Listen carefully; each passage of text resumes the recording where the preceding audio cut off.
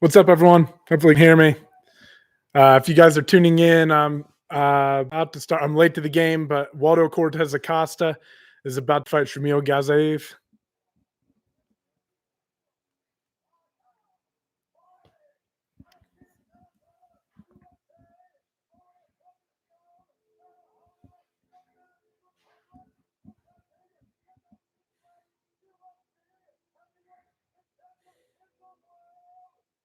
This is an interesting matchup, but I gotta imagine. I don't know. I think wasn't this supposed to be Cortez Acosta versus Sergey Spivak? I'm pretty sure it was. Lucas Basaki. Let's go.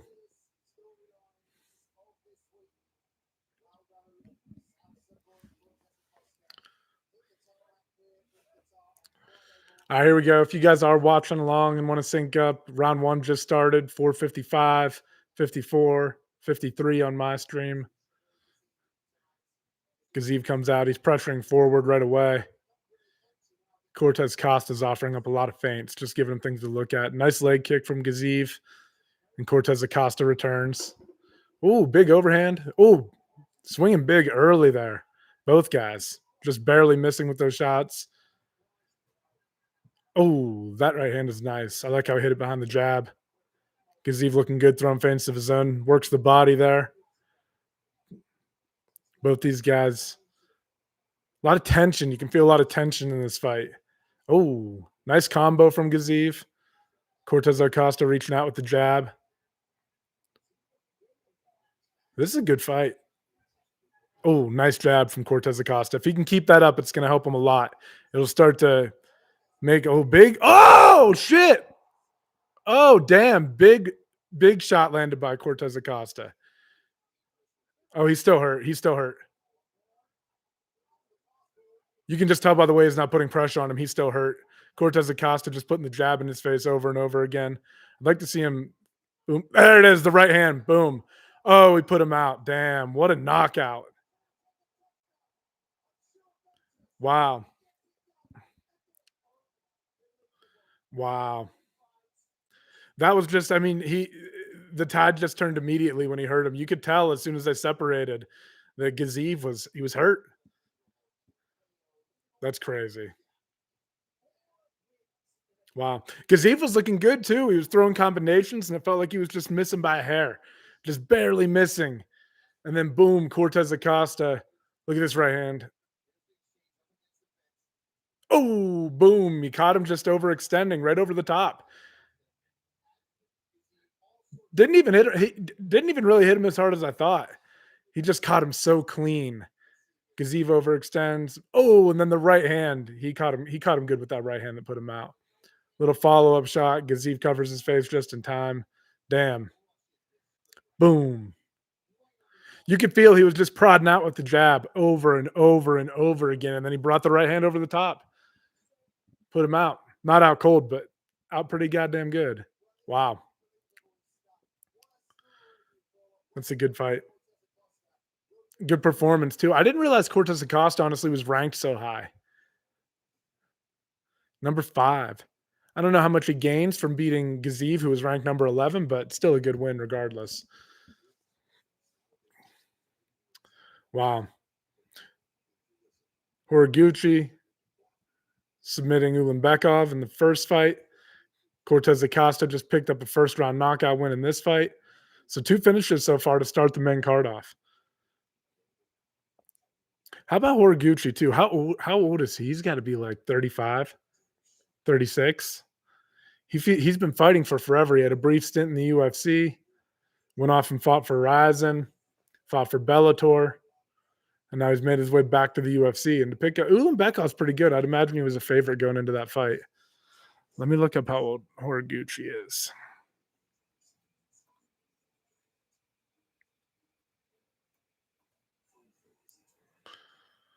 Da, da, da, 35. Okay. Yeah, he's been around for forever, though. I mean, Horiguchi's been, when was his pro debut?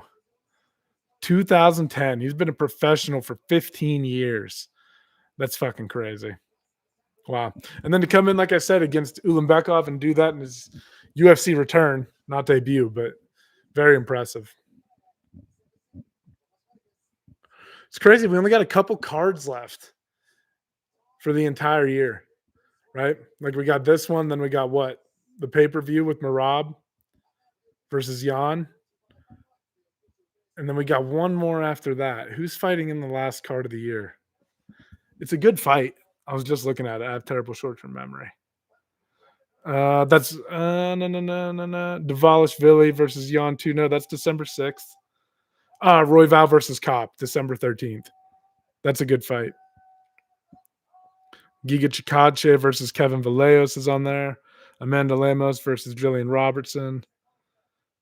Morgan Charrier versus Miliquizal Costa. Not a bad card. But yeah, obviously the next big one is this is a good card for a quote for a free card. So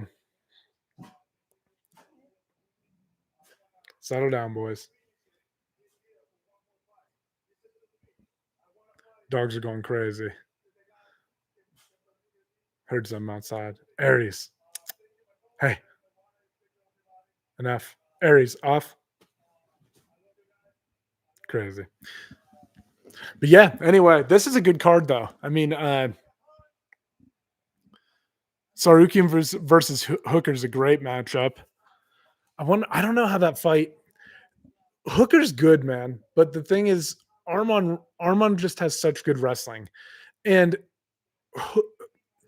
if you look at what I'm like blanking out. The dogs are distracting me. Sorry, guys. If you look at what Hooker did, or I'm sorry, what Arman did to Oliveira in the wrestling department, like I have a feeling he's going to be able to do that to Hooker as well. I just don't know that Hooker's going to be able to defend that. And I don't. The thing with Oliveira is he's a submission threat, though, right? Like but there are moments in that fight where like Arman was able to get the fight on the ground.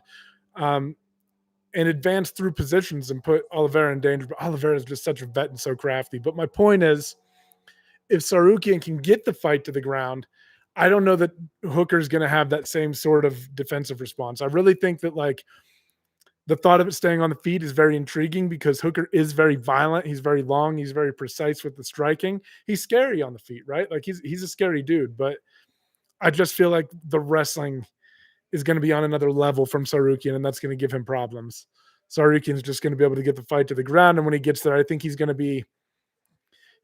be similar, I think, to Islam. And there's even a smoothness, and like I feel like Tsarukyan has a little bit better jiu-jitsu and kind of hunts for position a little bit more aggressively than Islam does.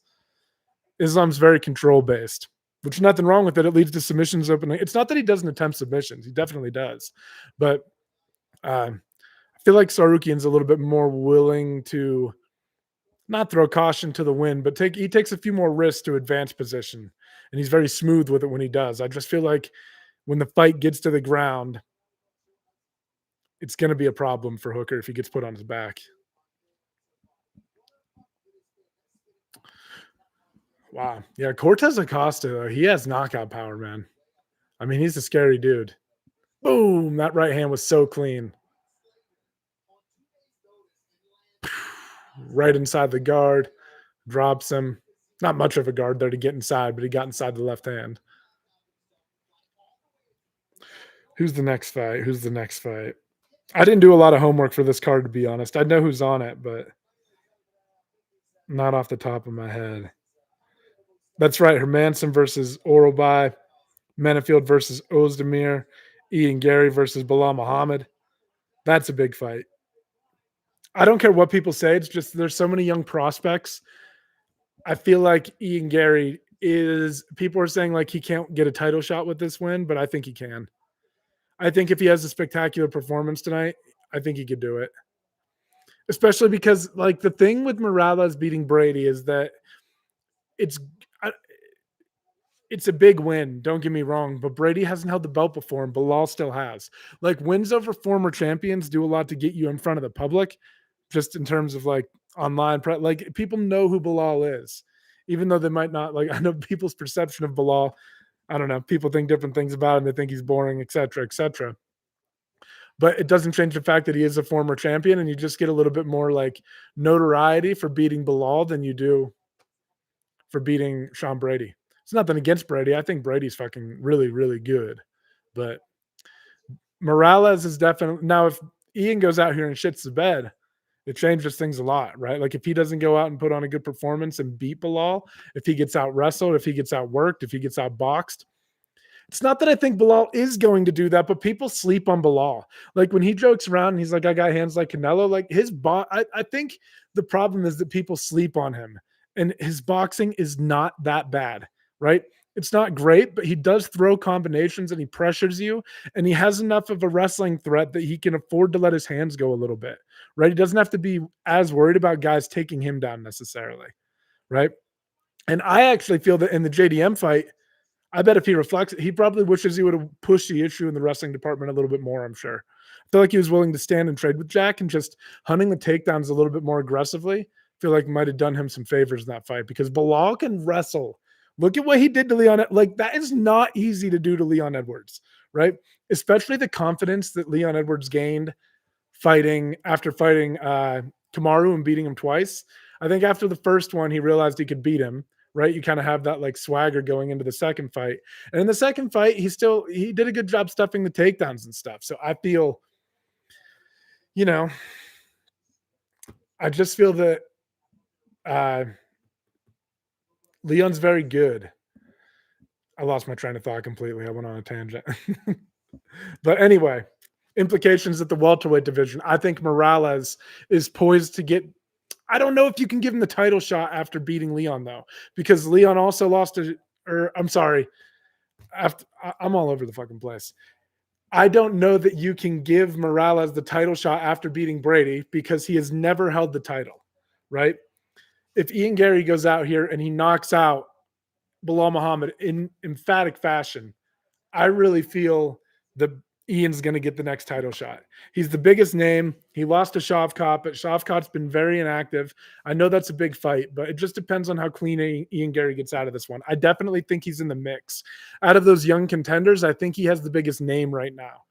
I don't necessarily love the matchup, but this is also, it's very intriguing because the argument, if Ian Gary wins this, you got to think about the narrative too, that the UFC is going to be able to put out.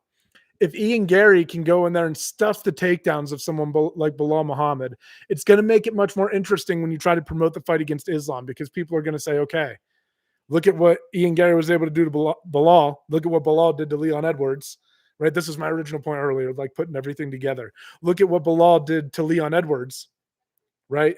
And now you start going, well, can he defend those takedown attempts against Islam? I don't know. It is a good, like, if he, like I said, if he can get out of top, I think he's right in the title mix. Protez, I don't know. I think if anything, I would really like to see, like, I think Morales versus Ian would make sense for the title eliminator. And I actually, I know it sounds crazy. I think it makes sense for Islam to fight Kamaru. Kamaru is such an established name. I think it'll be like a good fight. Also, the White House card is coming up. Kamaru's an American, right? You got that kind of theme there. Wait, he's African, right? Is Kamaru though? He wrestled in America. And I always think Kamaru. Either way, it would be a good fight for that card. I think Islam being the pound for pound best in the world, you have to put him on the White House card regardless, right? So, this is crazy. I think he's Nigerian, but is he American?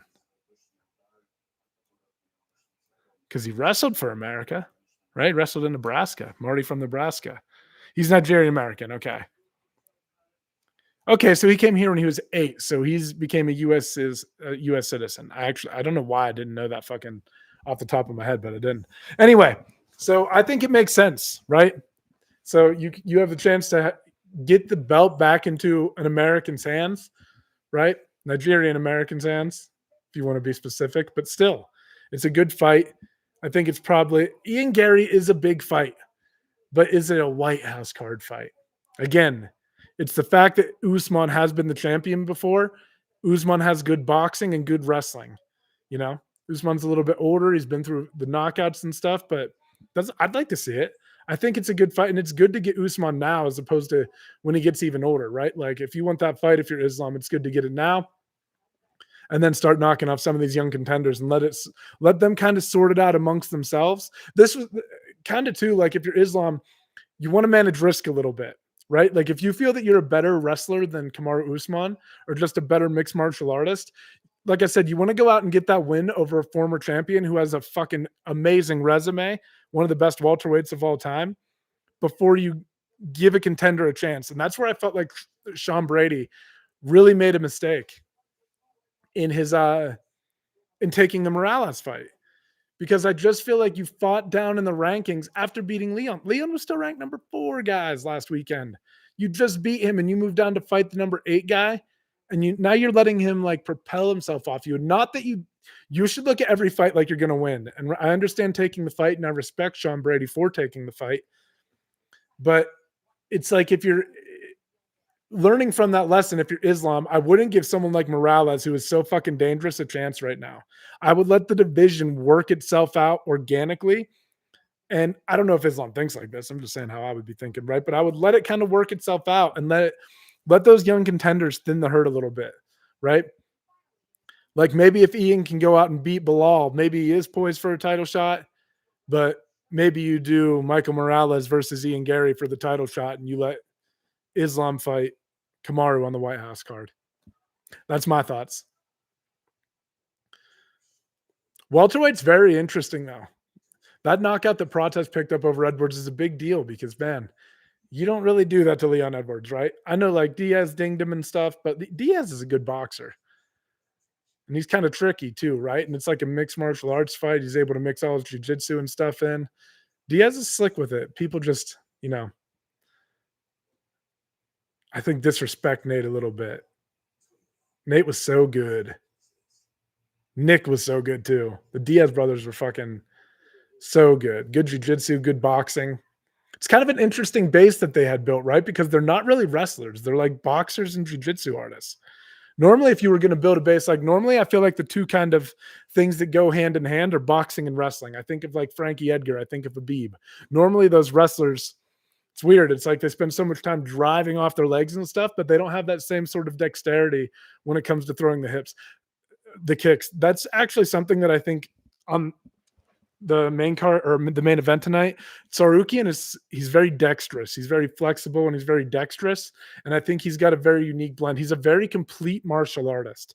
Like I used to say this about TJ Dillashaw, but like if you wanted to build a fighter from top to bottom, it would look a lot like TJ Dillashaw, right? In terms of skill and stuff. Tsarukyan, I feel the same way about. He's just so fucking well-rounded. But anyway, back to the Diaz brothers. Normally you see wrestling and boxing kind of go more hand in hand, right? And then you get these kickboxers in there and they don't usually have good jiu-jitsu, right? They usually got to work on takedown defense off the cage. That's normally how it goes, like I would say stylistically. But the Diaz brothers were so interesting in that they had really, really fucking slick jiu-jitsu, like high-level jiu-jitsu. And they also had good boxing. I mean, they threw kicks and stuff in there too, but they weren't like Thai guys, right? They were pressure boxers and they were jiu-jitsu guys. They had one of the most unique fucking styles in MMA history, if you think about it. There aren't a lot of guys like them. And I think that's kind of what made them so fun to watch too, on top of their personalities and everything.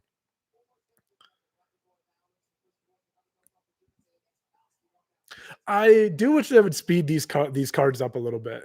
Like, let's roll. I understand we got to finish and now we got time to cut to commercials and throw all these promos in there and shit, but like,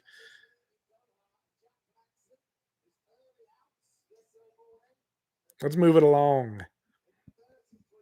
I also feel like I'm so glad when these cards come on early, to be honest, and I can watch them in the middle of the day because like Saturday, most people don't work.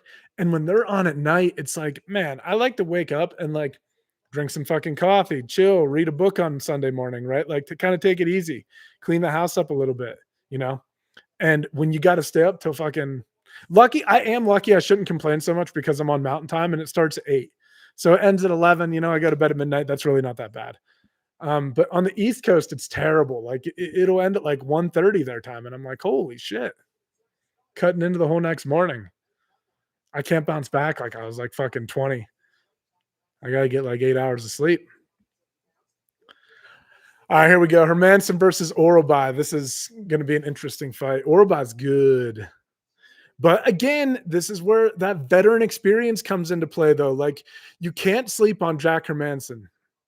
He's unorthodox. I think it's very hard for people to get his timing against him, their timing against him. He's beaten guys like Joe Pyfer, right? He's beaten dangerous people before. He's got a good submission game. He's got some awkward movement, awkward footwork, awkward entries on his strikes. But Oralby, he's got such good pressure, such good wrestling pressure. He's a very good wrestler. So I don't know. I feel like he's, if I had to do a pick for this one, I'd take Oralby, I think. I think he's going to go out and out wrestle him. But again, you got to watch out for that just savviness from those veterans like Jack Hermanson. Hermanson's got some really good wins in his career. Remember he fucking heel hooked Kelvin Gastelum? That's a good win. You don't see a lot of heel hook, especially because too, Gastelum's a good wrestler. Like to get in a compromised position like that and get finished at a UFC level, like Gastelum was good. Gastelum is one of the most probably sad stories I think in like UFC history because not UFC history. I don't know.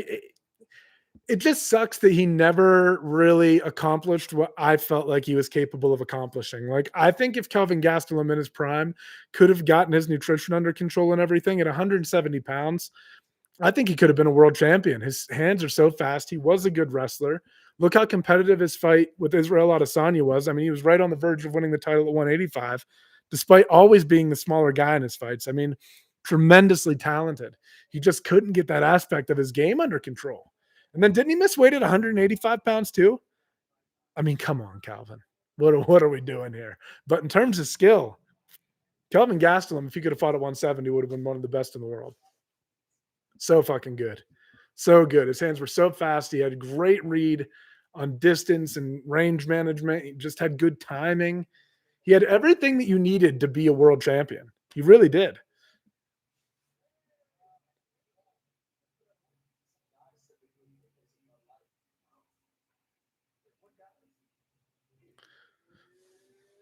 Here we go again.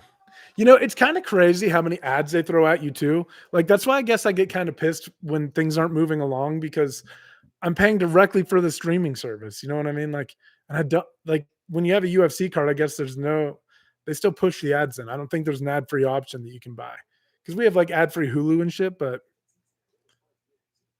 when it's live, it's like, I think they still put it in your face, right? Am I wrong? How could they do live without having the commercial breaks if the commercial breaks are scheduled into the programming?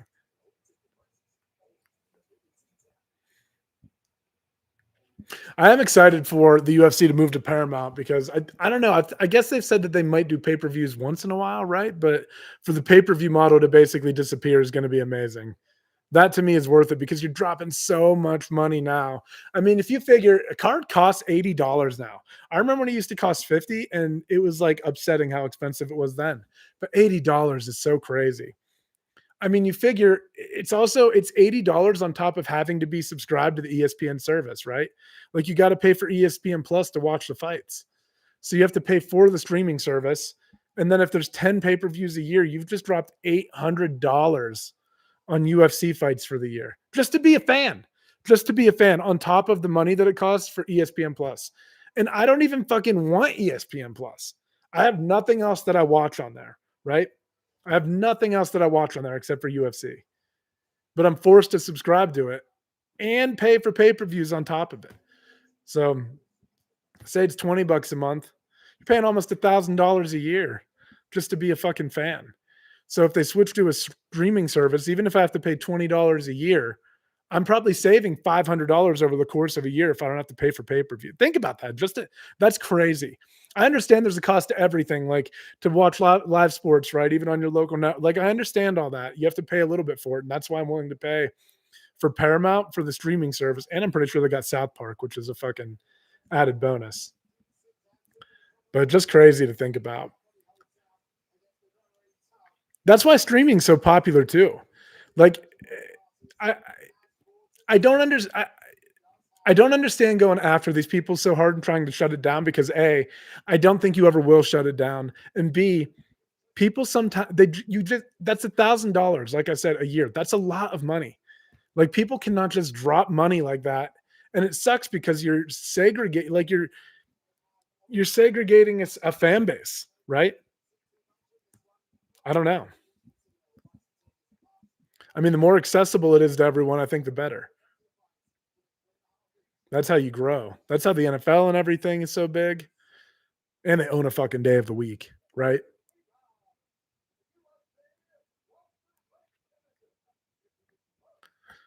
All right, here we go. Going through the intros here. Oralbot versus Hermanson. This is a good fight. Minus 200 favorite, huh? That might be about right. I don't know though. I don't know. I don't know if I don't know. I just feel like Hermanson, like I said, is a vet, and vets sometimes figure this shit out. We'll see. We're gonna find out. I would say Hermanson's a live dog though, for sure.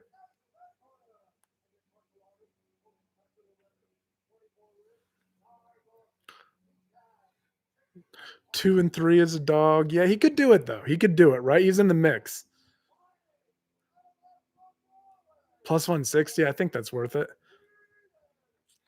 I went on this whole fucking thing though, like going down a tunnel on like Chat GPT about like betting and how professionals do it and stuff though. Like, holy shit, you got to generate models and compare bets across all these different platforms and then decide if it's an EV bet based on all this stuff. And I was like, well, damn, that takes all the fucking fun out of it. Right. I just want to throw money on a guy, but it's like almost impossible to actually win. I mean, people do it, I'm sure, but it's hard. But I would imagine that this is a decent bet for Hermanson, right? It's not that Oral shouldn't be the favorite, but you got to think Hermanson has a chance. Hermanson's a big dude too. Like he looks, they're about the same size, but he looks slightly bigger than Oral to me. Oral putting the pressure on him right away. Oh, nice little jab there from Hermanson. Nice leg kick from Oral. Hermanson showing him the left hand as he tries to enter, throws the jab out there. Hermanson doing a lot of work. Oh, I like that little combo there. Big swing from Oral. But I like how Hermanson's getting behind the jab right away, and he's changing up the angles on his lead hand. He's showing that knee up the middle. There he goes again. He's popping him with that jab, man, and he's showing that knee up the middle when Oral goes for the takedown. Lot going on in this fight already. Nice shot to the body by Oral, but Jack right away with the kicks. He's putting combos together, throwing leg kicks at the end of his combos, working the jab, doing a lot of work with his lead hand. Hits him with a little counter left there when Oral tries to swing. Oral swinging with big shots too. He's telegraphing things. There's a nice teep from Hermanson and the jab again. This is a good fight. A lot happening early in this fight. There's a lot of nice jab. Hermanson's popping him with that jab over and over again. He just can't get overzealous. Stay behind it. Wear him out. Stay out of danger. Nice kicks. Hermanson's managing the range really well. I feel like I'm talking a lot, but there's just so many things happening in this short time. There, Oral finds him, though. He's putting the pressure on him now. That right hand got through. Hermanson's got to shell up. I don't like how he's leaning back, especially as they get against the cage and he starts running out of room. You can't lean back, right? It becomes more of an arc. So I'd like to see Hermanson start, circling off the cage, and as he does so, shelling up as he circles, as opposed to trying to fade back from these shots. Like hang in the pocket and roll a little bit, because you can tell Oral has power. He's putting the jab in front of his power too. Oral is like he's throwing the jab out there first and then throwing, but he's still it's big shots every time. A lot of feints from him and everything. Here we go. Oh, nice little knee to the body there from Hermanson. Oral tries to dig some shots of his own, throws a couple punches to the body. They disengage. Well dealt with by Hermanson. Big right hand though from Oral there. See, it's getting through. I don't like how Jack is fading back from it. Good boxing and footwork from Oral too. I will say his footwork is very impressive.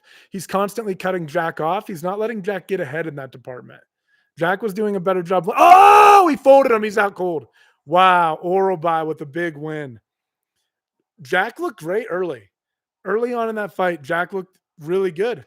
The jab was landing repeatedly over and over again, but Oral just stayed steady on the pressure. Like I said, his footwork was looking really nice. He was throwing the jab out there. He started to find home with that right hand a little bit more often. And then I didn't even actually see the shot that put him out cold, but you could just tell that he was starting to land successfully and finding home for that big overhand that he was looking for.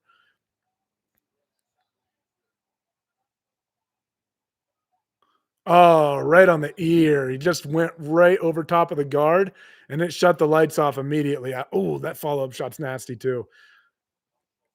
Hermanson kinda did what I asked for, right? And then he got knocked the fuck out. So what do I know? I said he should shell up in those moments, and then look what he does. He shells up,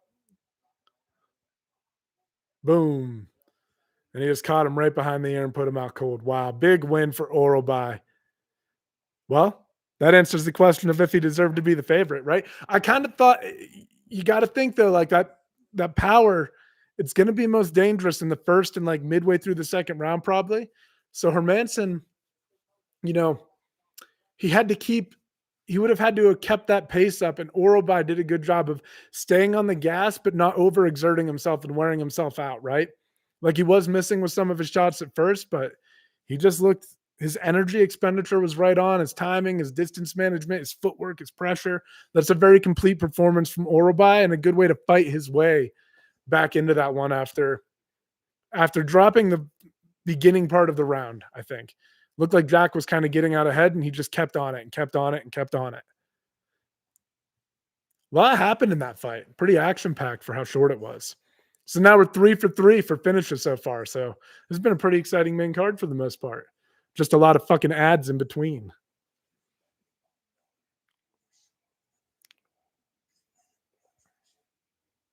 Yeah, I mean Jack's old though, and it was good kickboxing from Jack. Jack looked great early on. He just got knocked out. But Jack's a veteran. You can't like deny that Jack has some good wins. Look what he did to Joe Piper, a guy who has big power. That's what I mean. Like I just feel that Jack is crafty, but it doesn't change the fact that Orba went out and beat him. And I don't fucking know what's always going to happen. I'm just giving you guys reasons why it could be intriguing. And it was intriguing early on.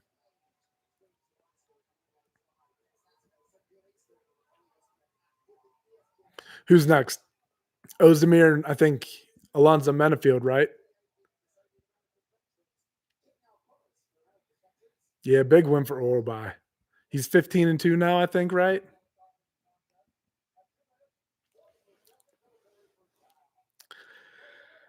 It's just tough though, because in this division, who do you again? It's got like kind of the not the same. It's not a problem necessarily, but the same thing as like with Islam. Like, who is going to beat Chimaev right now?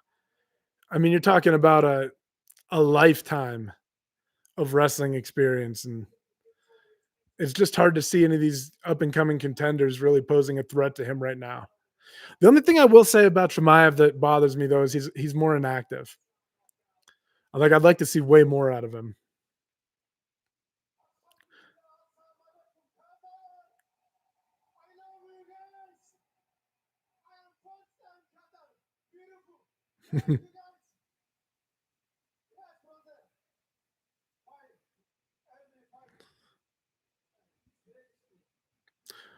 Yeah, I don't know. That's a big win though. There's a lot going on in the UFC right now where like it feels like a lot of the contenders are very competitive amongst each other, but there's just guys sitting on the top of the division that I don't know that's going to get dethroned anytime soon.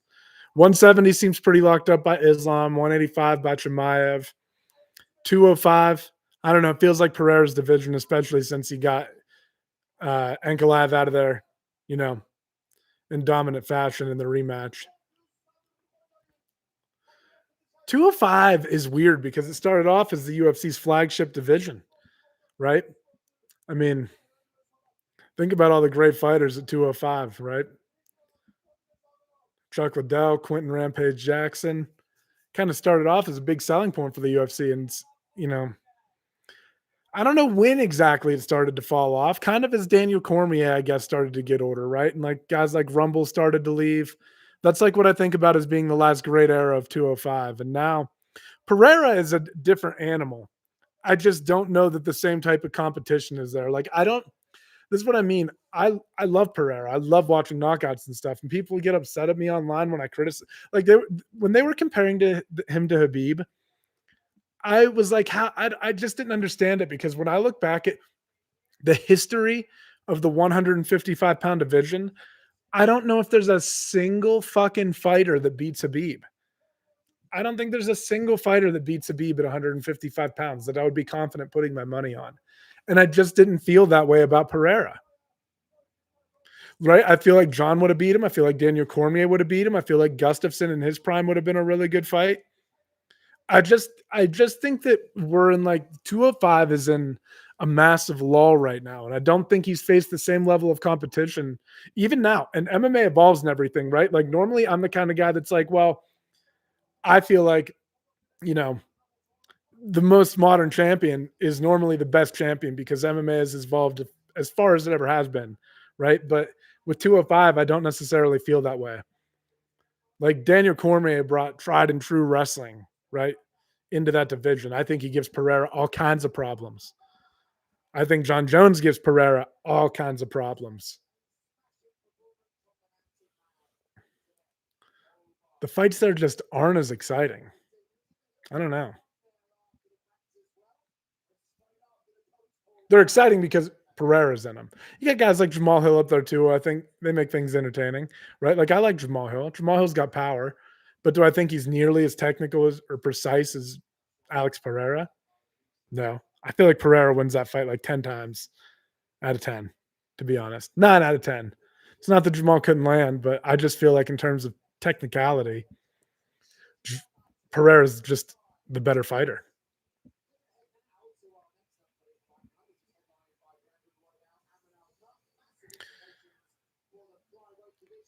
December 13th, last card of the year for the UFC, huh? You know what I was thinking about actually in the shower today? I was thinking about how I think in 2026, I'm going to start a series where I judge the judges from every UFC card, right? And I think we're on a level playing field because it'll be subjective and they're judging fights, right? Like at least I'm not impacting these fucking people's careers. Judges are impacting these guys' careers all the time and it's subjective. So maybe what I'll do is I'll keep like a database or something or like a spreadsheet and we'll average it out over the year and we'll give judges grades for the year. Maybe a way to keep them accountable. And then we'll let people vote down in the fucking polls on Instagram or something. We'll find some voting mechanism and then the public can give them a grade and we'll keep a fucking tally on these guys. If no one else will hold them responsible, we will. It really is a problem. And there's just, you gotta also, I think this all the time. The idea that most of the fights, and basically, I mean, where do you think about the UFC as being run out of? I think of it as being run out of Las Vegas, obviously, right? The idea that there wouldn't be corruption or people trying to get one over on like the betting, like the idea that all that's not happening to me is absolutely insane. Like that's a fantasy world. If you, the fact that everything would be clean and nice or neat and nice and organized and no one's doing anything bad or no one's trying to cheat or game the system, I think that's fantasy land. You would have to be out of your fucking mind to believe that, right? I think money is moving on these things all the time. I think things happen for a reason. I don't know. I think there's more to say that there's no level of corruption in the UFC would to me be crazy, right? And you get proof, even like the NBA, there's corruption everywhere in every type of sport. When there's any sort of competitive whatever on the line, people are going to try to find an edge any way they can. And I think you'd be naive to think otherwise. So, you know, everyone's like, it's a bad look for the sport. And to me, I'm like, it is, but it's a bad look for every sport. It's more a bad look for the person doing it. I think the reason kind of it hits MMA so hard is because it's a smaller market, right? It's not like the NBA or the NFL. So when you get dinged with these things, I feel like in the public eye, the broader public that really isn't as invested in it, they're kind of like, damn, look at that. Look at what happened there. But what happens in the NFL and the NBA, I feel like they do have more good examples than bad. And, those people get victimized too. I mean, look at the baseball guys in the steroid era. So it all comes with its fair share of criticism. But I just think MMA is much like, it's trying to break into that larger market. And they got to be cognizant of all that shit. See, I feel like I've been sitting here watching this commercial for forever. Like, let's just get to the next fucking fight here. Let's go.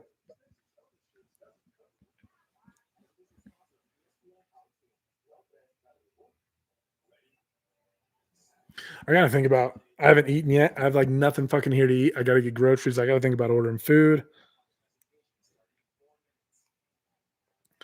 Get something DoorDash. How crazy is DoorDash? It's terrible because I use it all the fucking time, and I shouldn't, but it is mighty convenient. Like, the idea that I can just sit here on my couch and get food delivered to my door. Like, pretty much anything you want to, like, whatever you're in the mood for, they have. So fucking dangerous, but I'm probably gonna use it today.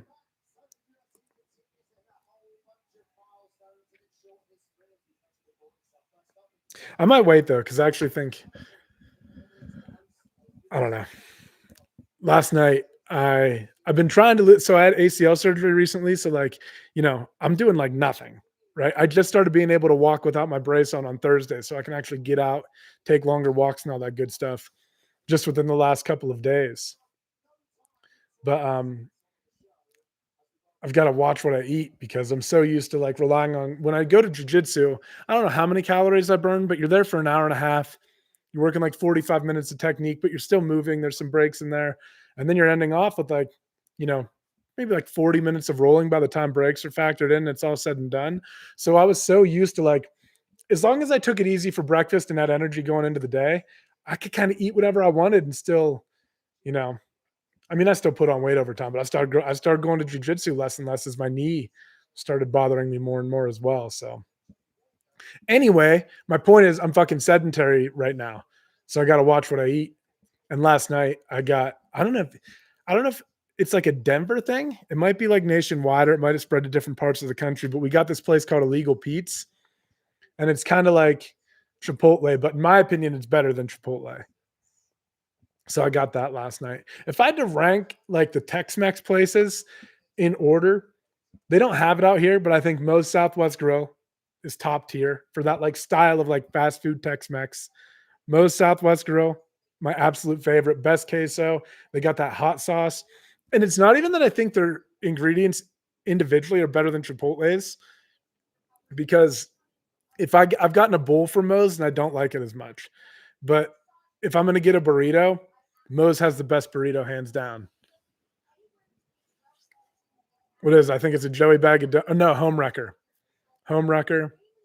Add queso. Put a little hot sauce on it. They got the salsa bar over there. Moe's is top tier. But then I think Illegal Pete's is better than Chipotle. And then Chipotle is my number three, though. I do like Qdoba a lot, but I order Chipotle on the most consistent basis, though. It's the most available. I feel like Chipotle is kind of clean. What do you guys think about all this fucking seed oil stuff? Right? I believe in it a little bit. Like I don't think there's any way it can be good for you, but I also think part of being human, unless you take it to absolute extremes, is just accepting that some things have risk and things are okay in moderation. But I think in terms of things that you can eat, it's actually pretty clean, right? Like out of the fast food options, I do think Chipotle is like probably one of the best. It's just very calorie dense. Like if you get a bowl and double steak, it's like 1,200 calories, right? If I ever did do anything like this professionally, which I couldn't, right? But I'm just saying, I would need a nutritionist so bad. I would need someone to tell me like exactly what to eat. If I don't meal prep, I tend to go like completely off the rails. We have this place called My Fit Foods in Denver too that we go to, and we'll get these like pre-made fucking meals, and that makes it easy. But if I have to think about it, that's where I get like paralysis of analysis and I don't know what to cook. If it's ready for me in the fridge, I'll just throw it in, heat it up. You can count the calories pretty easily. It's all portioned out, like this is 500, this is 600 calories. Oh, this is 700 calories. Can't eat this much. So that makes it easy. But when I falter and I start putting on weight and shit, it's because I'm just eating willy nilly.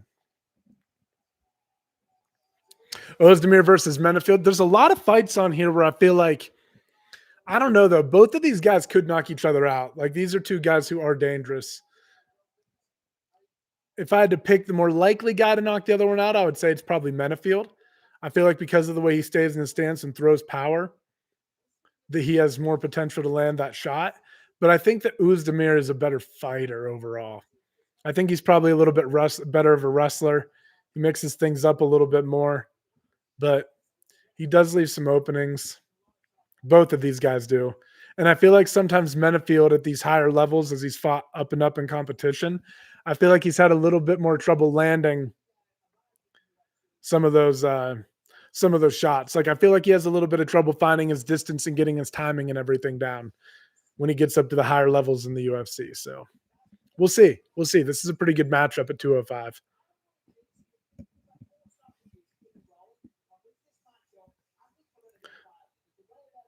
Uzdemir's on a roll right now too. Like Bisping, just heard him mention, he's got 4 finishes in a row right now.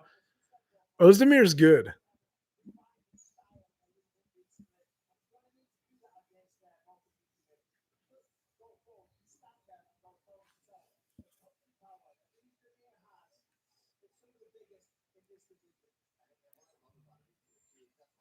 Yeah, I don't know.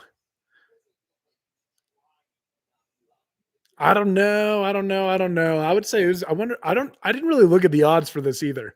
I didn't do a ton of homework on this card and I didn't look at the odds, but I would imagine Uzdemir is going to be a favorite, right?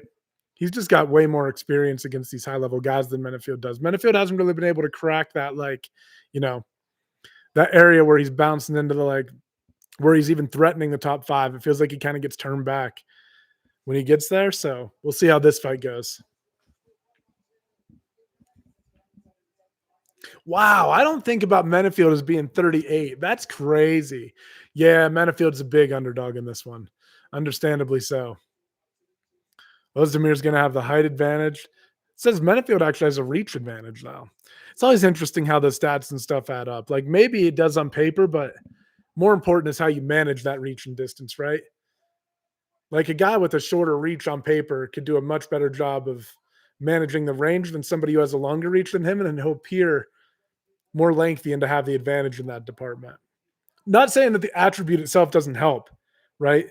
But I feel like there's a skill to it that kind of makes it feel like it adds a few inches, you know?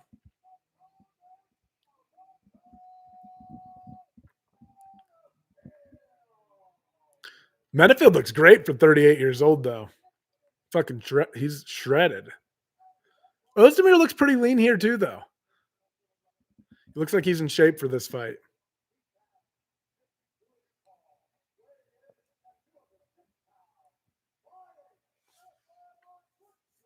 He's got to be one of the few fighters on the roster out of Switzerland.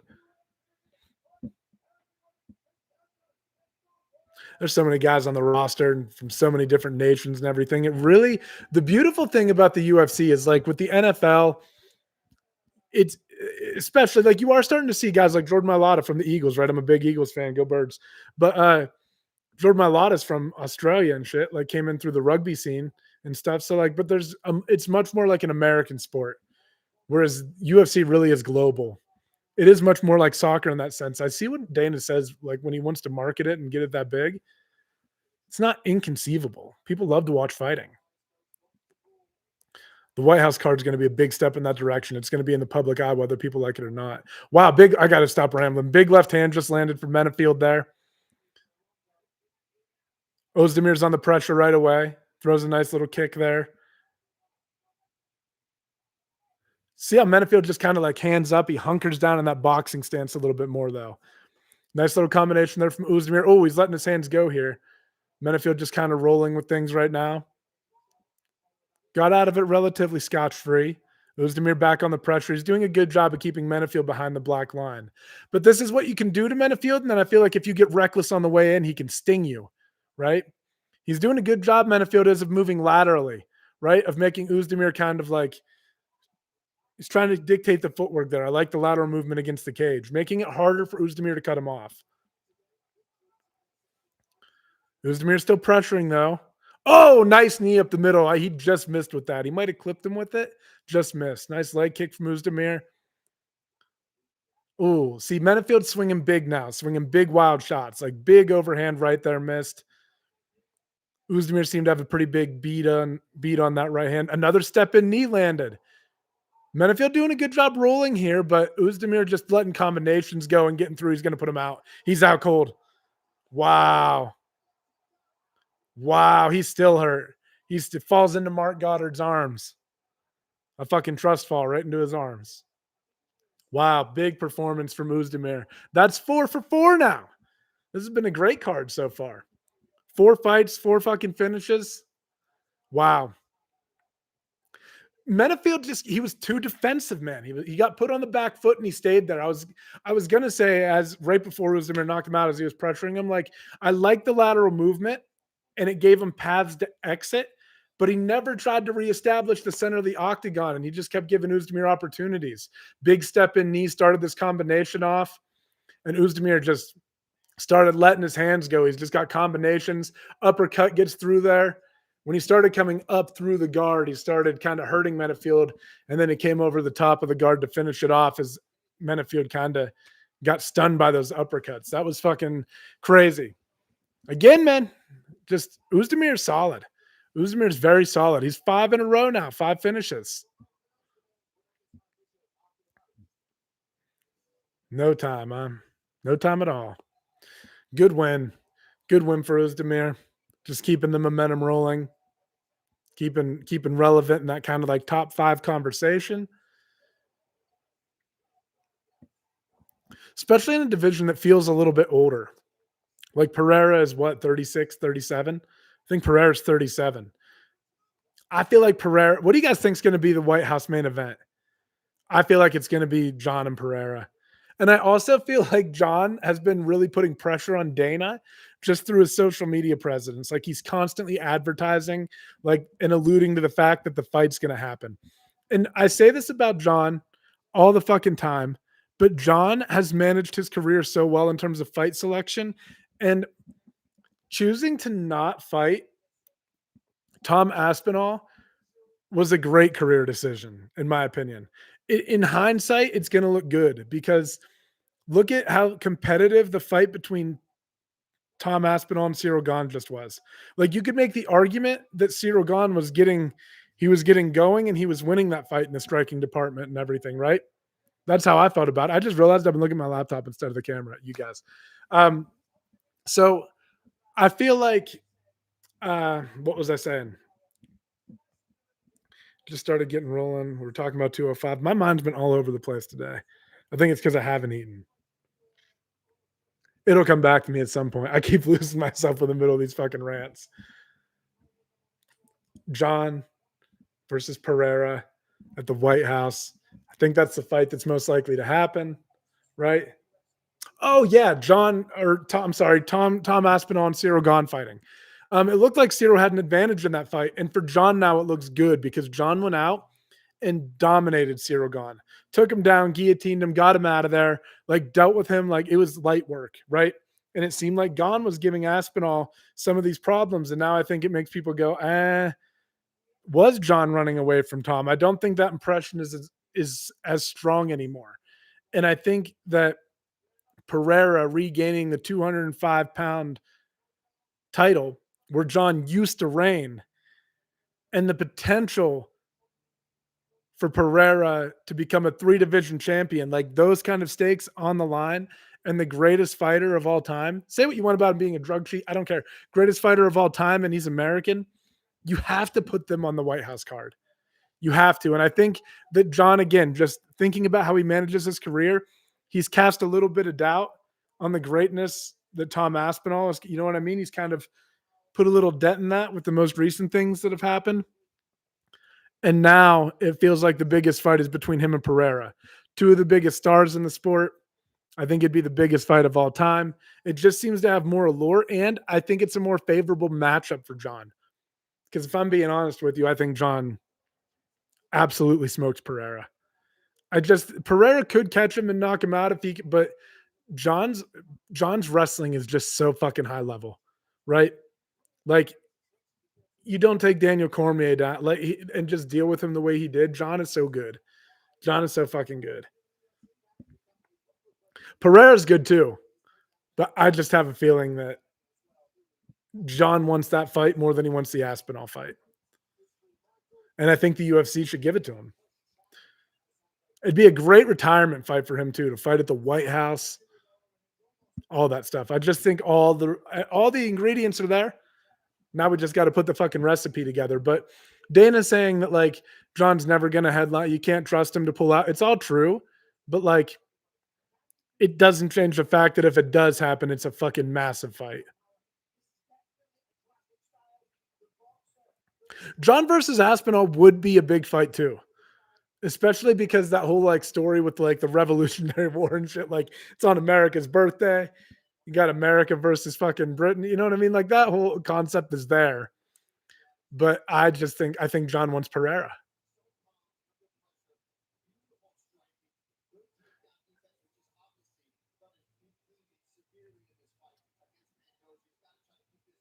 John has a tendency too to do this kind of thing where like he goes into a division and then he just kind of like ghosts that division, right? Like he went into 205, won the title at 205, and then he just kind of fucking ghosted. And like at certain points. And then Daniel Cormier won. Everyone's like, yeah, like that's the thing. Like Daniel Cormier is one of the greatest light heavyweight champions of all time. I think he stacks up historically as one of the greatest, like probably the second best light heavyweight of all time, in my opinion. He stacks up great against everyone except for John. And then when John was gone and got in trouble and DC had the belt, whatever, all these things are happening. You kind of like, well, could he have beat John though? And then that's how I think about the Aspinall fight. I never thought about John Jones as running from Aspinall when John like wasn't committing to the fight and all this stuff. When they gave Aspinall the belt, John left his shadow over the heavyweight division too, right? Like he left his entire shadow over 205 and the heavyweight division. It's kind of crazy. Like he also creates this mystique about him. Like, could they have beat him? Right? It almost makes him like this legend because people are always talking about him too. Crazy. That's what I mean. Just John's management of his entire career. It's everything that makes him the greatest martial artist of all time, in my opinion.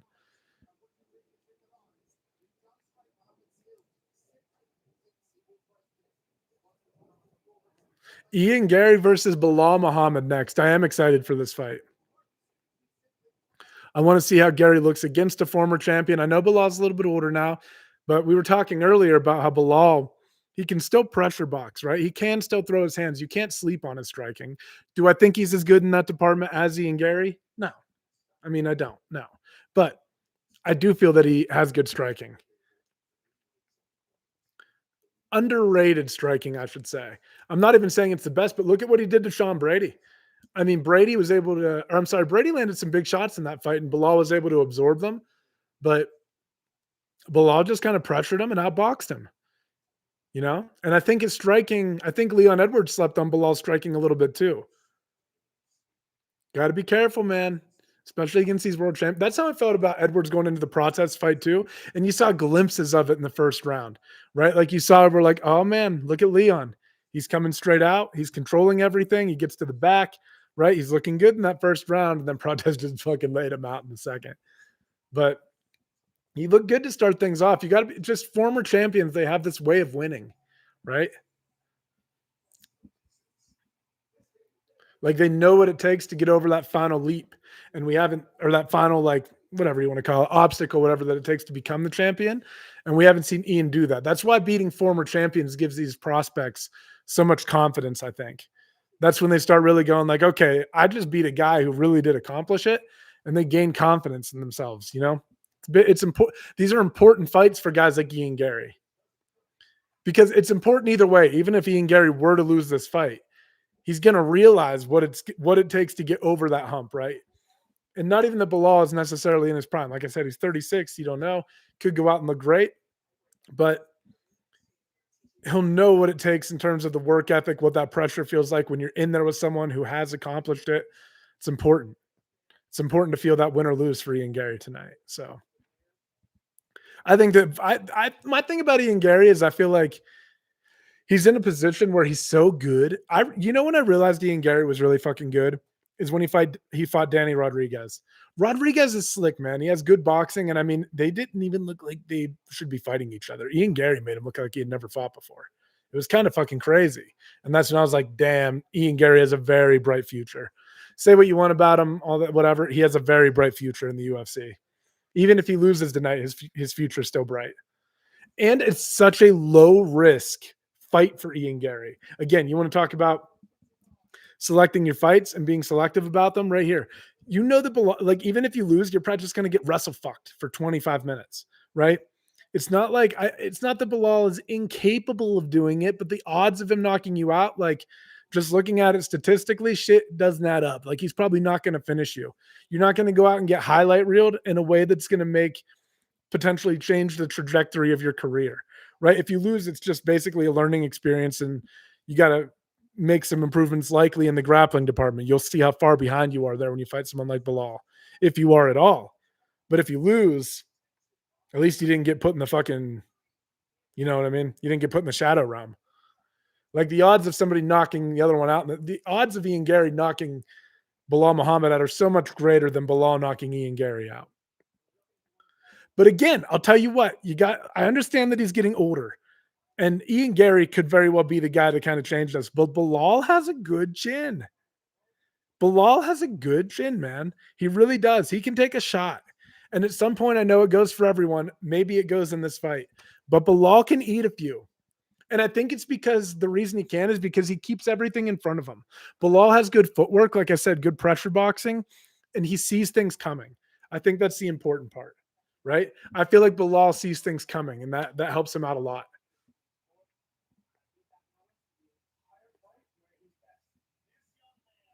And what happens when Ian, he's dealt with Shavkat and stuff too. So Ian's confidence is going to be high, right? A competitive fight. Ian Gary had his back at one point. He lost. He lost decisively, but it was competitive.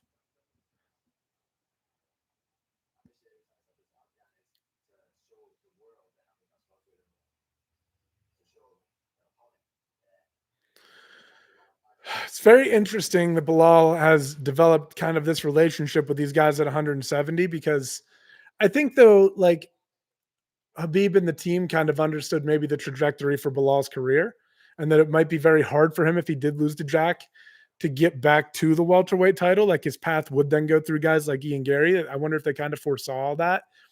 And that's why they're okay with everything. But you got to wonder. He's always like, "Oh, these guys are my brothers. These guys are my brothers," and all this stuff, But what's the goal if Islam does retain the belt and you end up getting to that point again, Bilal? Like, do you fight him? Like, say he does go out and knock. If he goes out and knocks Ian Gary out, like or off tonight, like if he can go out and just beat him and remind everyone that he is still Bilal Muhammad, he is a former world champion, he still deserves to be in this mix here. His boxing, his wrestling base, maybe they give Islam some of these problems. I don't know though. I don't know that I see that happening. And I don't think Bilal would beat Islam anyway, to be honest with you. I like Bilal though. I think there's something to be said about getting to a world championship, even if it is boring. Just being effective, right? Just getting to that level. Like he accomplished it. You can never take that away from him.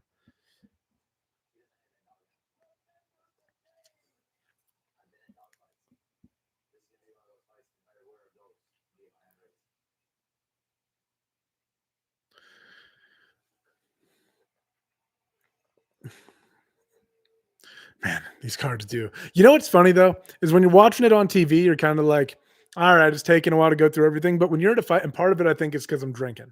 Like every single time I'm at a fight, I'm drinking beer. Right. And I've only been to like, I don't know, I've probably been to like 6 or 7 UFC fights in my life. The very first UFC fight I ever went to, I believe, was in New Jersey. And it was Daniel Cormier. No. Was it in New Jersey? When was the first card I went to? It might have been with my wife when we went to see McGregor versus Aldo. I've been to that one. I was in Buffalo for DC versus Cormier. I was in New Jersey for Rockhold versus Machida. Was that the fight? I think so. We were in London for Leon Edwards versus Usman 2. And I know there's a couple more. Miami for O'Malley versus Cheeto.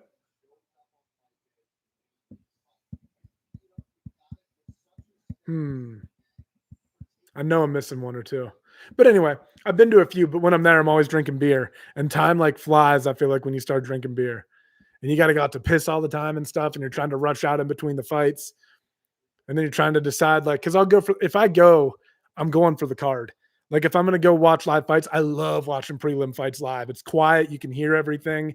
They're like thudding. You hear the thudding when they're stepping around on the mat. You hear the sound of the punches. You hear their corners yelling at them. You hear way more, right? If you have decent seats, especially, but you just hear more in general because everything's quiet. So it's really cool to go early, and then it's cool to just watch the stadium start to fill up. But I'll start drinking. I mean, I'm there drinking for like fuck 6 hours. Like I said, I don't do it often, but you're like, you always have to piss. The day just seems to fly when you're there. It doesn't seem to take so long. There's always something to do in between, and just the energy in the air. The night seems to go fast. But when you're just sitting here watching it, you're like, man, rush it along. Let's go.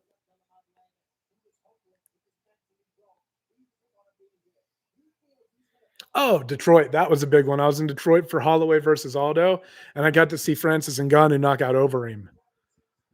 That was crazy, crazy, crazy, crazy. I got to see two pretty cool knockouts live in terms of McGregor versus Aldo. McGregor versus Aldo was wild. One of the coolest events. I met Chael Sonnen while we were there, Sage Northcutt. Saw him in the casino lobby. My first time ever being to Vegas and just walking through all the casinos and everything. If you guys ever get a chance to go to Vegas and go to a fight, it's just an awesome experience. But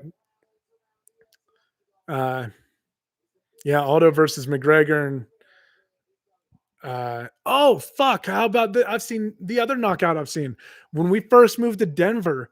We went to the Korean Zombie versus Yair Rodriguez card. We got floor seats for that because it was pretty cheap. Not cheap, but like it was like cheaper than normal, and we got really good seats for that card. And Yair hit him with that fucking elbow. I don't even have the dexterity to get my elbow up there, but he hit him with that elbow with like a second left. That was crazy. Wow, now that I'm naming them, more coming to mind. I was in MSG when Rose beat fucking. We had nosebleed seats, like almost very top row. When Rose beat Joanna, when GSP took the belt from Bisbing. Now that I'm going through them, I've been to a couple. I've been to quite a few.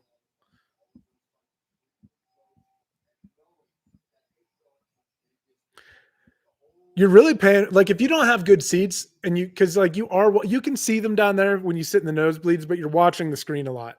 Like you don't get me wrong, you are but like to me, I'm like very like detail oriented, right? Like it's great to be watching them live from up there, but it's so much harder to see what's going on. Usually what happens is I end up watching the striking live, which is kind of the case wherever you sit. You try to watch the striking live from that like bird's eye view. And it's I don't know how to explain it. The octagon is also closer than it seems and further away than it seems at the same time.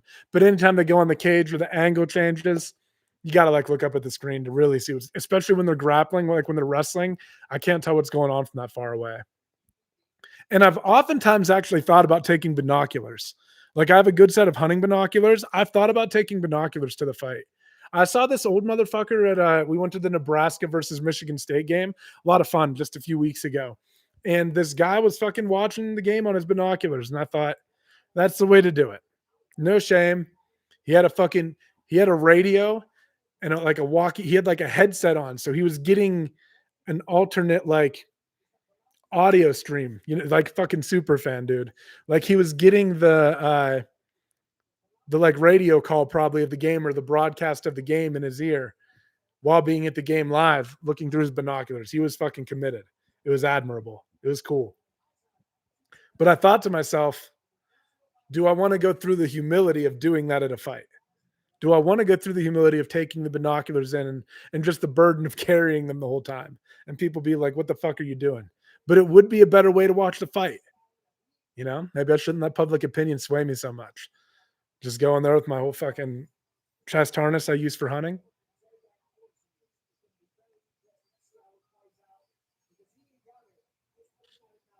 You need those. What are those things that people use at the fucking theater? Those like little things that you put up. See what I mean? It's getting past the social barrier to do it. I don't know if I can. I don't know if I can be the guy with binoculars at the fight.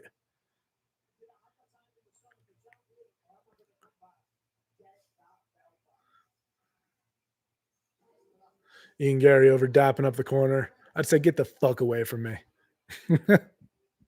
Nah, I'd dap him up. It's cool to think you would do that, but I wouldn't. I'd be nice. There is something I will say too, though. Like, you know what else kind of disappointed me in the Jack Della Maddalena fight, and where I feel like Jack, he did get technically overwhelmed. Yes, all that stuff. Like he just got beat up, but I feel like he respected Islam too much. Like I feel like he gave him too much respect. Even like Jack doesn't like that. I wish he wouldn't have dapped him up. I don't know. I felt like as soon as Jack dapped him up, like I said, "Oh no." I've had two "oh no" moments. Right, one was when I bet on Connor to beat Dustin in the second fight. I watched Connor walk out and the way he was warming up, and I was like, "He's going to go out and box Poirier." And I knew I had lost my money right then and there. And when Jack dapped up Islam, I kind of knew in my heart that he was going to lose.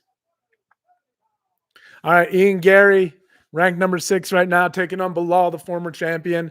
Ian Gary, 8-0 as a UFC favorite. That's impressive. Definitely one of the best prospects the UFC has rolling right now. This would be a big win for him if he can go out and pull it off.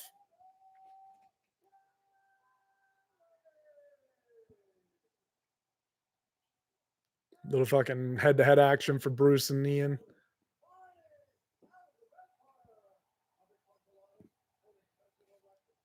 Bilal getting a little bit of love here. Wow, this is crazy. Ian Gary, this is nuts. Ian Gary, this is what I mean when I say you can't sleep on Bilal. Like Ian Gary 8-0 as a UFC favorite, Bilal Muhammad 10-0 as a UFC dog. Because people sleep on him. You sleep on him. You sleep on his boxing and stuff. Like I said, do I think he has an advantage in that department? No. But it's the fact that he's multifaceted. He does throw kicks to the body. He has good pressure boxing and good wrestling. He gives you problems and he has a good chin. Like he has all these components that make him a world champion, right? I would imagine he's going to try to press the wrestling defense, the takedown defense of Ian Gary pretty fucking hard in this fight, especially after, like I said, I think he should have done a little more than that in the Jack fight. Against this young prospect, he's going to press that. Here we go. This is a good fight. If you guys weren't syncing up or wanting to, round 1 just started. 456, 455, 454. Ian getting started with kicks early. Bilal's on the pressure, throwing his hands. Little impatient from Bilal, I would say, early on. There we go. See how he puts combinations together, though? Pop, pop. And then he comes overhand with the right. 2 jabs followed by a big right hand. There he did it again, but Ian's getting the range early in this fight. You can't. He got poked again. When I say again, I mean like Leon Edwards poked him, and then Gary just poked him.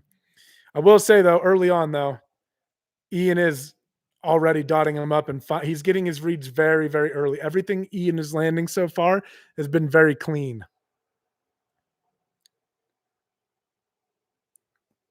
He just seems to get the timing down much quicker than Bilal is. Whereas Bilal, the thing about pressuring in this matchup is that Bilal is going to have to pressure and ease his way into that, right? Like ease maybe isn't the right word in this circumstance, like more like bully his way through it, right? But got to live up to his nickname there, right? Like he does have to go out and put the pressure on, and he has to stay consistent in order for Ian to start breaking. Whereas Ian seems to right off the bat, he's making his reads and stuff, right? So Bilal, I feel like that's really why guys have to survive that early danger, that whole aspect.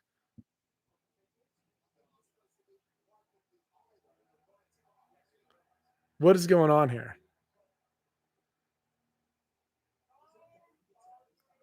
I don't think that this guy should be cleaning his cut unless he scratched him and opened the cut up. But otherwise, I think you should be letting it bleed. I don't think there should be mid-round intervention to clean his cut. His eye, the afflicted eye, I completely understand. And if that cut had happened because of an eye poke, but I don't understand that at all. Not crazy? I don't understand. I don't get it. I don't know. Anyway, we're back to it. 428, 427, 26, 25. Yes, he just seems to have a way better read already. Bilal showed him a little takedown feint, and Ian responded well. And he stood in the pocket when he did it too. Showed him the sprawl. Ian looks good here early. Just a lot longer than Bilal. Keeps using that push kick to the knee, that lead leg of Bilal Muhammad. You could tell it bothered him too. That one that Ian just landed bothered him. See, Ian's controlling the footwork. Notice how like Bilal's trying to pressure, but Ian's there we go. Bilal's getting it going, trying to throw combinations here. Lets a big right hand go. I couldn't tell if it landed. It looked like it did. Ian working the jab. Ian needs to keep his back off the cage. I was just going to say he's done a good job so far of circling, and retaking the center of the octagon. There's that push kick again to that lead leg. He's sitting Bilal with that every time. Bilal comes over top with the right hand, though. See, and this is where if you let him start, he's like a snowball going downhill, right?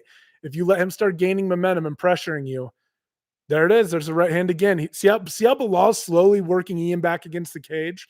Like Ian's not circling like I'd like him to now. Bilal's cutting him off, getting his hands going. This is where takedown opportunities start to show themselves for Bilal. If he can keep this pressure on. Like Ian's not getting to the center of the cage as easily anymore. Bilal just slowly letting his hands go. There we go. Now Ian's back to the center, right? Circled his back off the cage, getting him with that kick's been working all fight. Ooh, nice left hand just landed from Gary. Now Ian's kind of got Bilal's back on the ropes a little bit. Nice jab from Bilal Muhammad.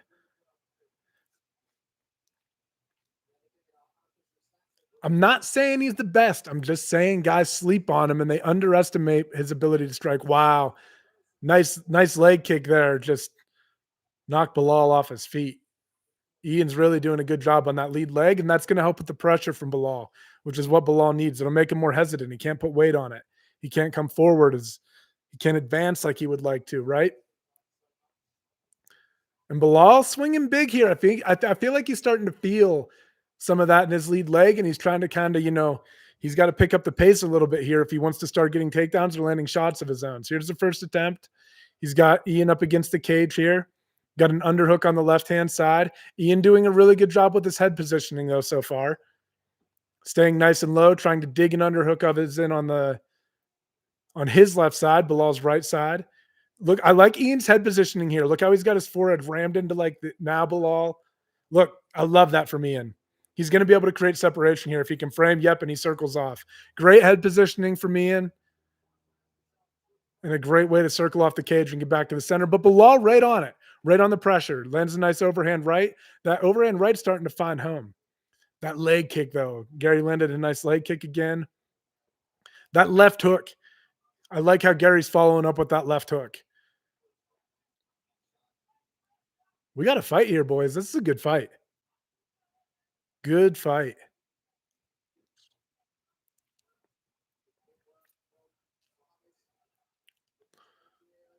We've been 4 for 4 for finishes on the main card so far. You know Bilal's going to be the one to break that streak.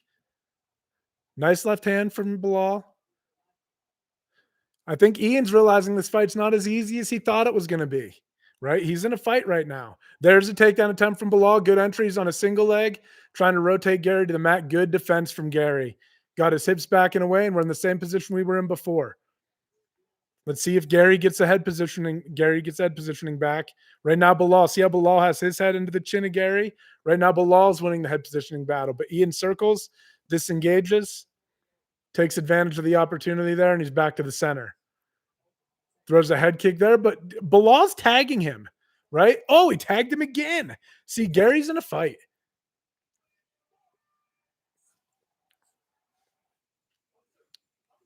Gary's getting tested right now. This is a big moment for Ian Gary, in my opinion, because as the second and third round start to wear on, Bilal's going to gain confidence. He just got out of the most dangerous part of the fight with you, right? And now I would expect Bilal to come out and pressure a little bit more. One thing you'll see a lot in the UFC, this is interesting, and just like you'll see guys land the leg kick early and often, and then they just abandon it in the second and third round. I don't know. It's like they start looking for the knockout blow or feeling that pressure. I don't know. And they can't get their timing down, or they just forget about it all entirely. But I really think it's important for Ian to get back, stick with what was working. Don't try to knock this guy out necessarily. Let it come to you and keep picking apart that lead leg. If you can abuse that lead leg, Bilal will not be able to pressure. And I don't know that Bilal has checked a single kick. every single time Ian has gone to that leg, right? He's landed. I think he needs to stay defensively sound, keep his hands out in front of him, keep his hands up, and really work that lead leg of Bilal. And I think we'll see some success from me and Gary here. I think he can get him out of here, but he's got to do the right things, or Bilal's going to start turning it on.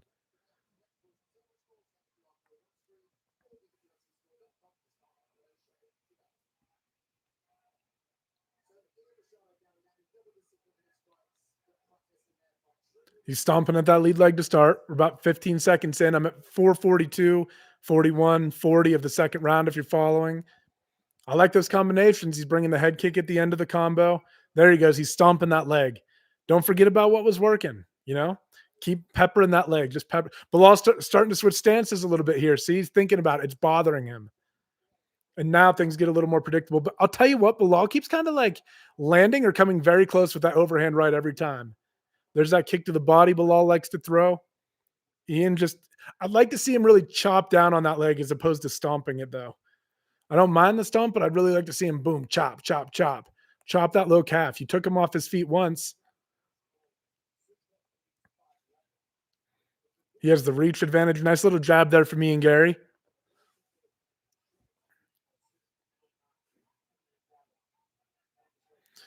Nice combination from Bilal, but he whiffed on every shot. Nice right hand for me and Gary. See, now Gary feels like he's starting to get the timing down. Bilal's not so willing to pressure anymore. You can see that lead leg is beat up, a little bit of redness on the knee, and Gary's just starting to pepper him.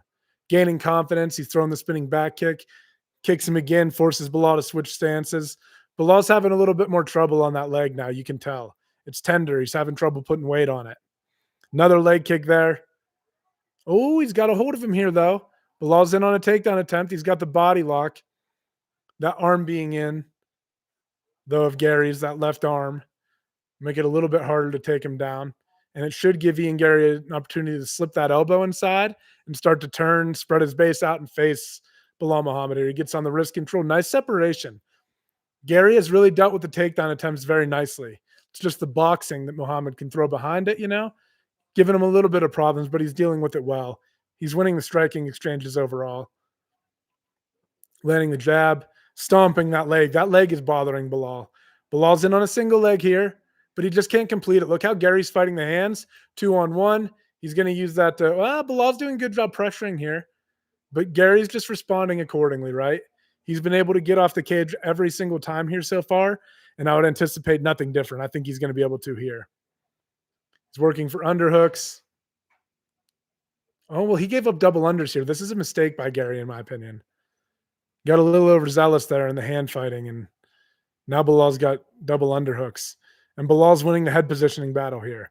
See, this is where you start getting a little bit tired, though, in these situations that you don't live in like Bilal lives in, right? You start making some small mistakes. If Bilal could complete a takedown here, it would be huge. See, like now Bilal's constantly winning the head positioning battle. Just driving his head into that chin. Good job by Ian Gary, though. He circles off, creates space, and he's back to the center. You can tell, too, that Bilal's just having trouble advancing. It's his lead leg being beat up so much. Again, and I don't like for me and Gary, though, how easily Bilal is just scooping that single leg up. But here we go. Now Ian Gary's in on the body lock, and he's working for a takedown himself. He's about to take Bilal down here. Now he just lets it go. That's a smart move. Don't engage him too much in his world. Get back to where you feel like you have the advantage, and that's in the striking, right? Oh, nice right hand from Bilal. Ian's kind of got a wow, another eye poke. Damn.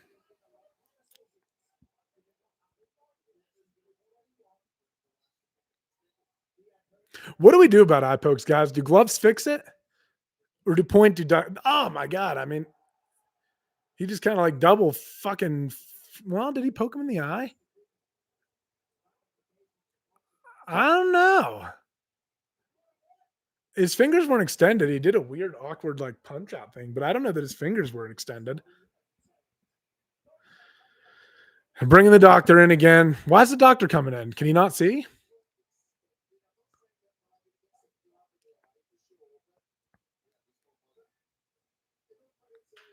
This, though, like it or not, from Bilal, is a veteran move.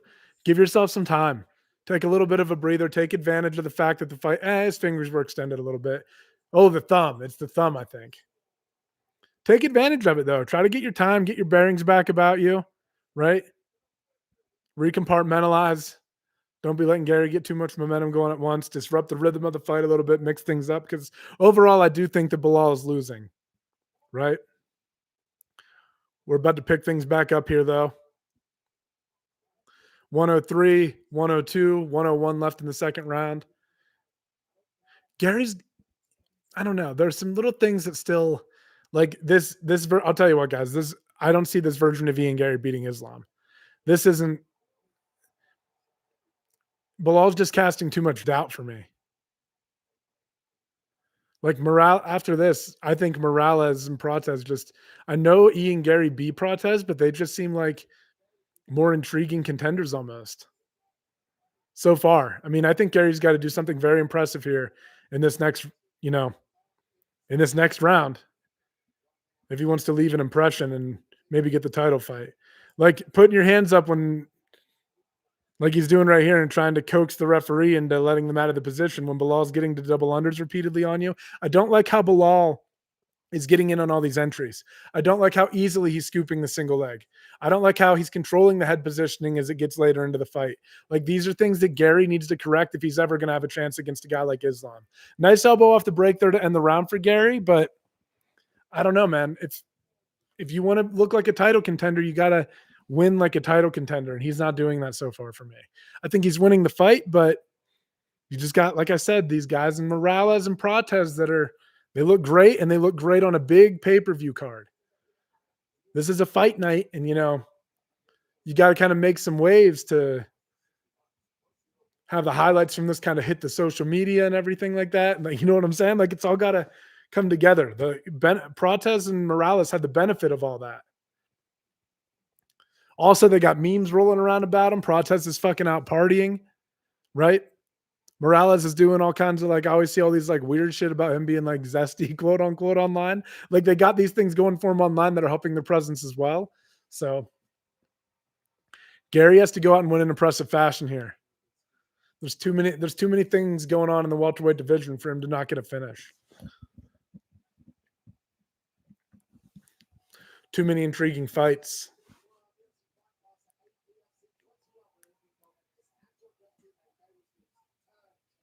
All right, third round starting, everyone.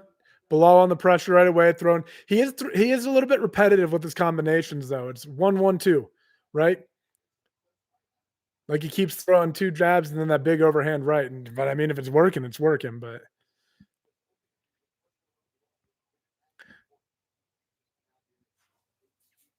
Bilal's pressuring him, though. This is what I mean. And do you guys see how now this is? I said it right. I said it just a little bit ago. What? Oh, now Bilal's landing. He's landing these shots on Ian Gary, and Ian Gary's laughing. Now he goes back to the leg kick. He kind of forgot about the leg kick. Like you were beating the leg up so bad, forcing him to switch there. But now Bilal's he's willing to turn the gas on and empty the gas tank, right? Or put his foot down and empty the gas tank rather. Bilal just moving forward constantly, but pick that leg apart. Like you got to prevent this guy from coming in. Bilal's just durable, though. He really is. Oh, nice overhand right. That's one of the nicer shots Gary's landed. But Bilal just right back on the gas, man. Just pressuring him. Spinning attempt from Gary. Oh, nice front kick to the face. Kicking the legs now. The thing about kicking is it takes a lot of energy to kick, right? You're trying to move the biggest part of your body, the most powerful part of your body. And your legs are heavy. Bilal in on the single leg here. Ian is defending takedowns well, though. Right? Like Bilal's never been able to take him down. Now he's back to the leg kicks again. Stay on it. Also, as Bilal pressures in right there, Bilal keeps landing those little right hands and stuff. I feel that as Bilal pressures, Gary's not sticking anything in his face.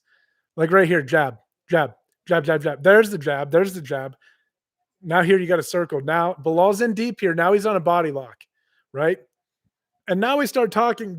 I don't think so, but if Bilal did somehow pick up a round and you let him win this third round, it looks even worse, right?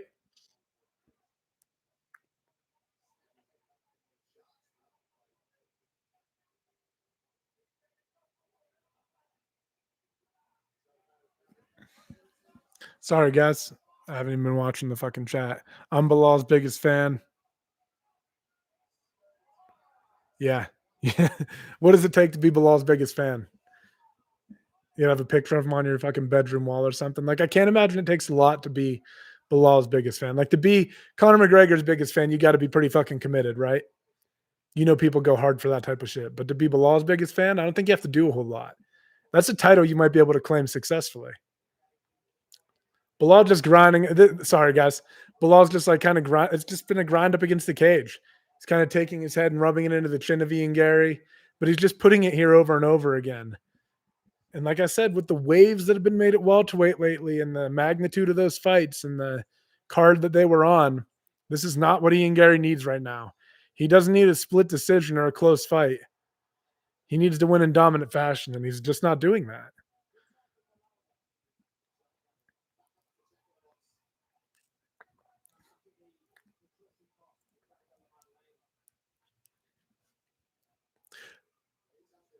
He just keeps getting tagged. I mean, there's a good argument that Gary is losing this round.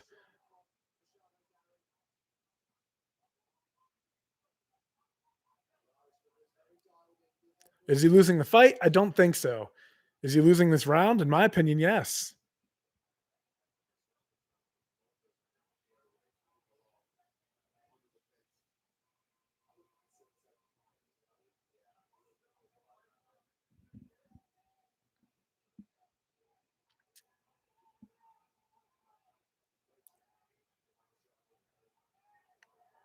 Yeah, Bilal's winning this round for sure. Pressuring him up against the cage. He's just letting his hands go. He's landing way more effectively. He's not giving Ian any space to let things happening. To let things happen. He's the busier fighter. He's just winning the round. Oh, nice elbow from Gary there. See, things like that do change things though. Because when Gary lands, it is cleaner. It does seem to have more impact. But Bilal, I said coming into it, man, he has a good chin. You can't sleep on Bilal Muhammad. He's tough.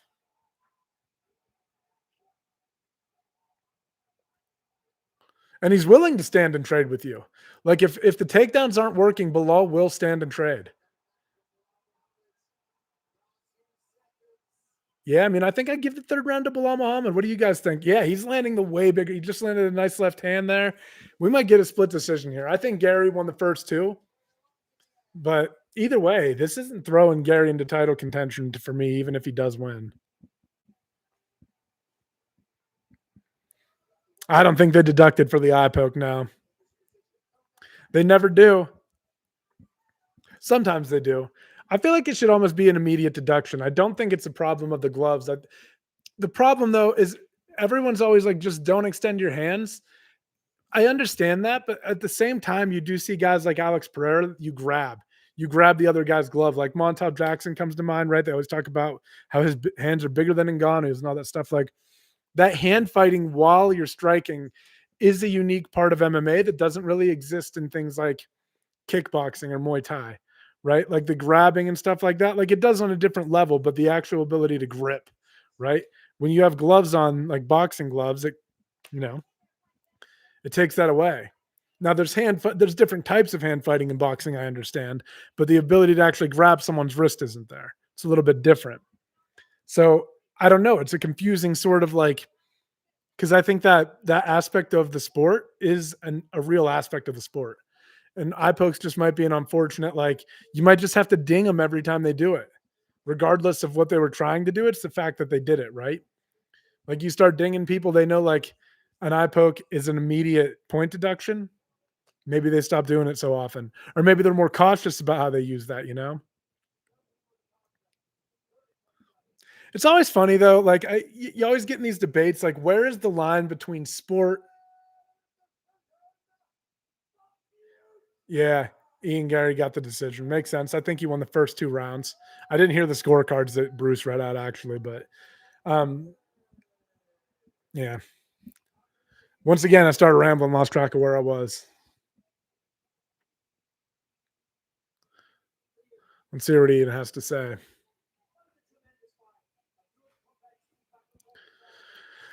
Yeah, I don't know, guys. I don't know. To me, also, it's like it's the way that Prates put Leon Edwards out, right? I think the I'm almost even more firm in my belief on this now. I feel like Islam Makhachev should fight Kamaru Usman on the White House card, pound for pound greatest against one of the welterweights, the one of the greatest welterweights of all time. He's American, Nigerian roots, right? But he's been here since he's 8. He's American. You can brand it that way. And you let Prates and Michael Morales work it out amongst themselves who fights next.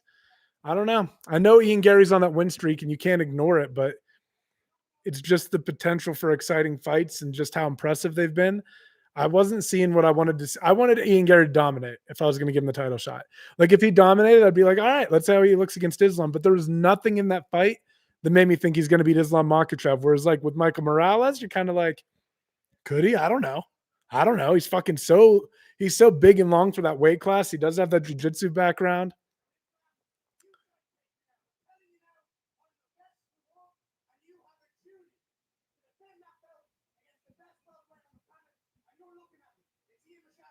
He's calling for his title shot against Islam, but I don't think he's going to get it next. I don't think so. What do you guys think? I mean, I don't fucking know.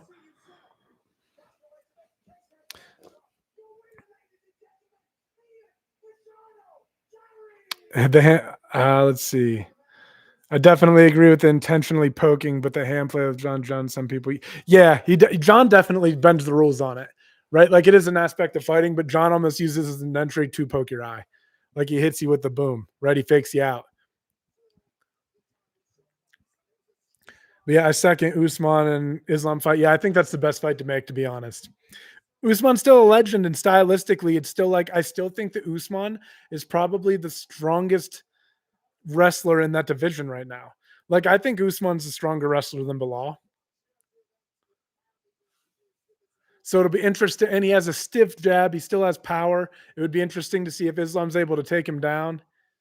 That's a good fight. It is a good fight.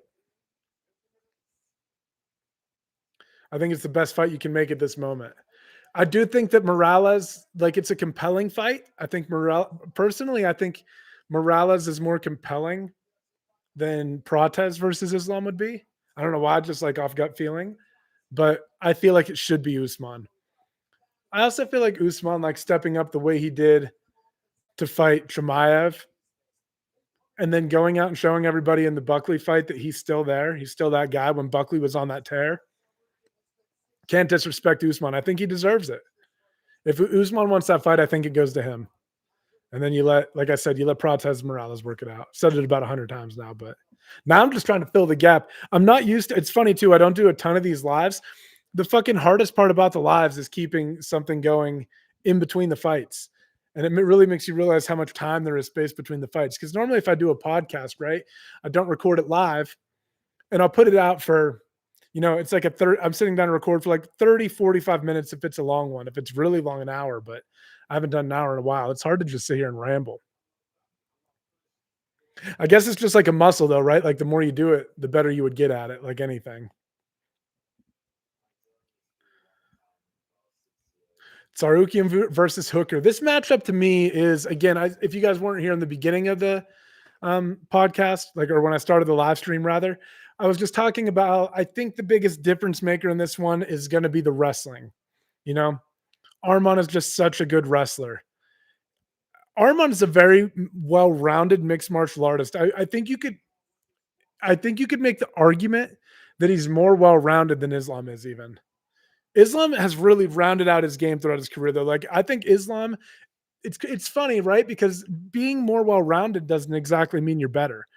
But like skill for skill, I would say Tsarukyan is probably a better martial artist on paper. That's not fair to say. Like, that's what I mean. It's not better, but he has a more varied skill base. But Islam is just such a specialist in one department, and he is really good in these other departments, and it lets that it lets that thing that he's really good at become even better, and it lets the things that he's not as good at become better as well, right? Everything kind of influenced each other that way. So really, Islam is better. I would say he's the 170 champ right now, right? Like he's better, but well-roundedness, I think Arman is more well-rounded.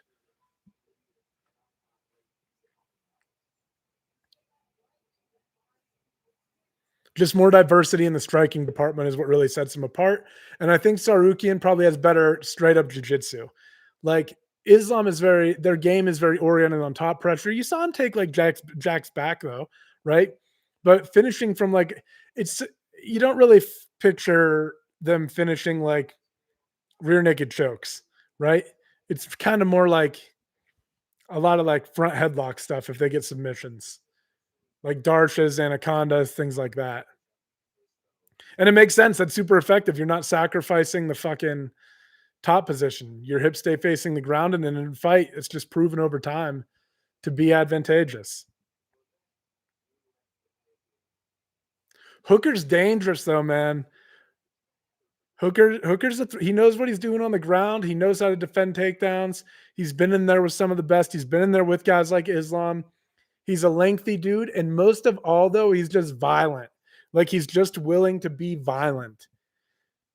And that pays dividends sometimes. But I just feel like Tsarukyan is so fucking technical. I feel like he's so good. All right, we're finally done. The whole time I was talking, they got through a promo. Now they're starting to walk out. Who is it? This has to be Hooker. He's coming out to fucking Sober by Chief Keef. That takes me back to like fucking house parties in college.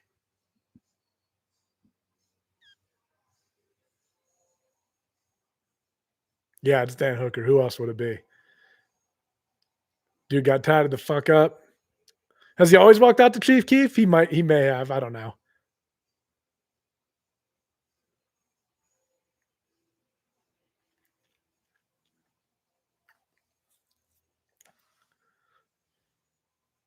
Not a lot of energy from Hooker on the walkout. Very stoic. Let's see if when he hits the crowd, if anything changes. Hearing some of the boo birds? Nah, he's just walking out chill as fuck. Maybe a little bit of, I don't know, he looks a little nervous to me a little bit though. Very focused, but that walk would be so tough, wouldn't it? Like if you actually like not just think like if you put yourself in their shoes and thinking about having to make that walk and the potential that you're going to go in there and like you could get knocked the fuck out. Anything could happen. You might wake up in the fucking ambulance on the way home. Like thinking about that would be so crazy. Like managing that aspect of the nerves and everything would be so hard to do. I think that's the mental aspect is what makes fighters so like special in my opinion. Like going in there and getting into that cage like that it really is, you know, that mental toughness that they have that I always think is so impressive. Like making that walk would be so hard and some guys do it with so much like some guys have a lightness to them. Some guys you can tell that they feel the weight and they make the walk anyway. To me, that's almost more impressive.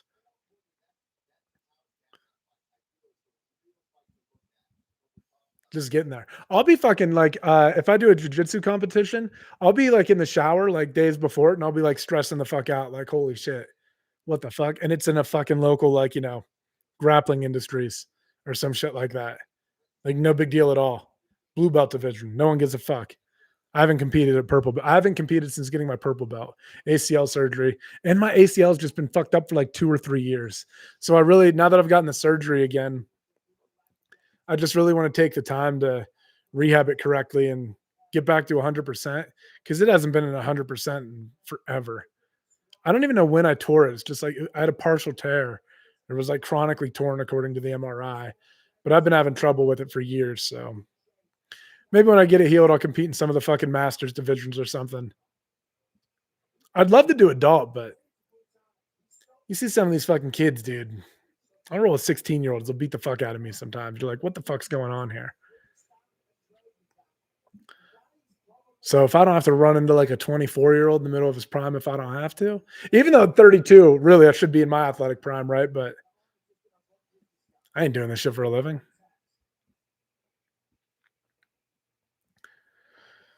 All right, Hooker's in the cage. Tsarukyan's about to make his walk out.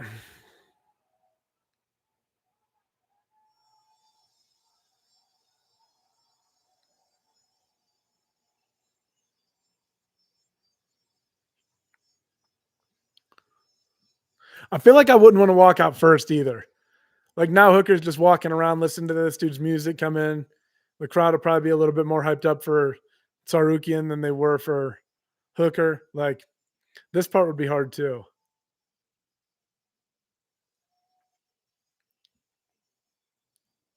All of fighting would be hard, wouldn't it?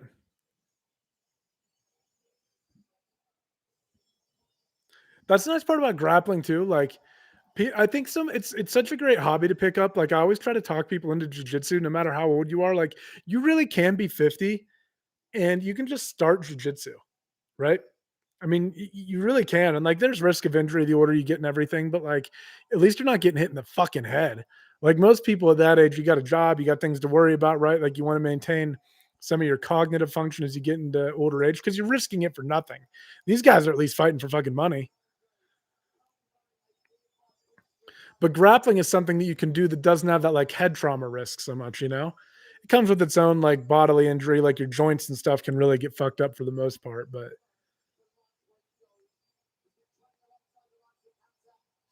Hamzat's out there in his corner, huh? Have you seen that video of them grappling? That's like one of the things where like size makes such a big difference. Chimaev is just so fucking good.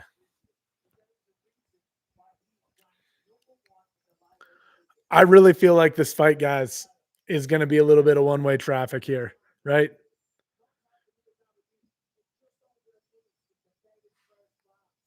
I just feel like Tsarukyan's so talented. And I feel like the wrestling is going to be a big difference maker. And Tsarukyan's good on the feet too. He's got very technical striking.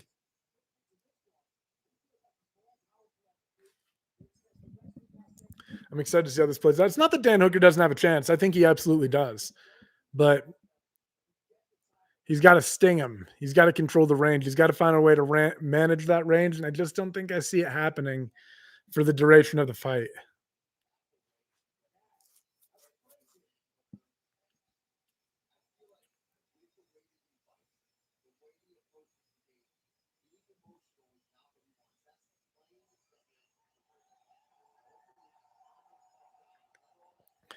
Damn, he is shredded though. I mean, he's in great fucking shape. You can tell that he takes his diet and exercise, like his conditioning, very seriously too.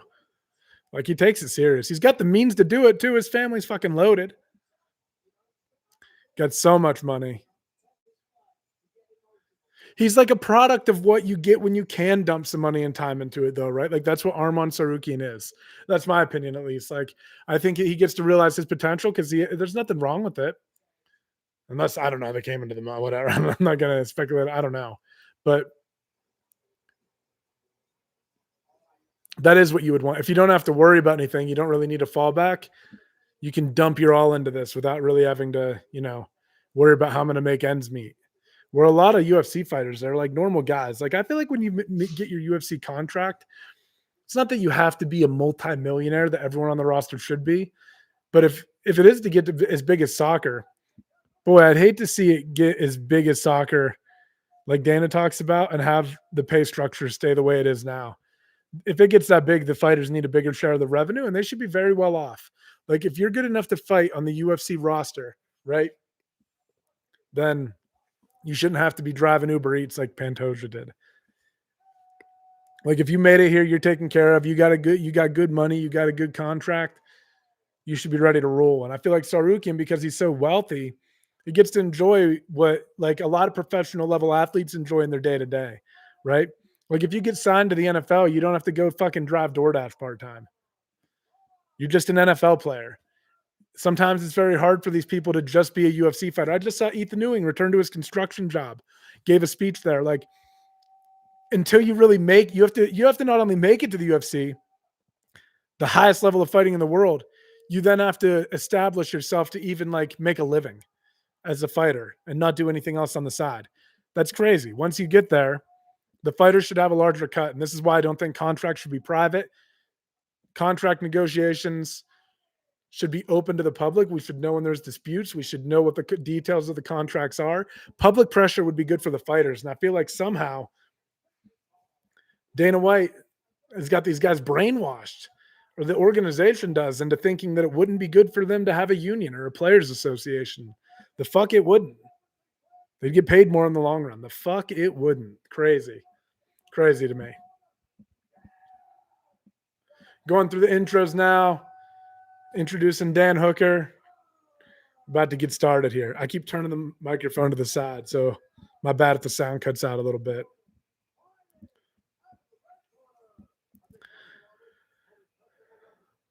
Armenia, 9-1 as a UFC favorite. Dan Hooker is 6-3 as a dog. We got potential 25 minutes of fighting coming up here. I think Tsarukyan can get Hooker out of there, though, especially if the fight goes to the ground. I think he's just such a good wrestler. He's really good at advancing position. I think he'll be able to get there. I was really bummed the Islam Tsarukyan fight didn't happen. Moicano is just not the same guy. And I think that these guys had a very competitive fight early on in their careers, and I thought the rematch would be a lot of fun. But I was disappointed we didn't get to see that one.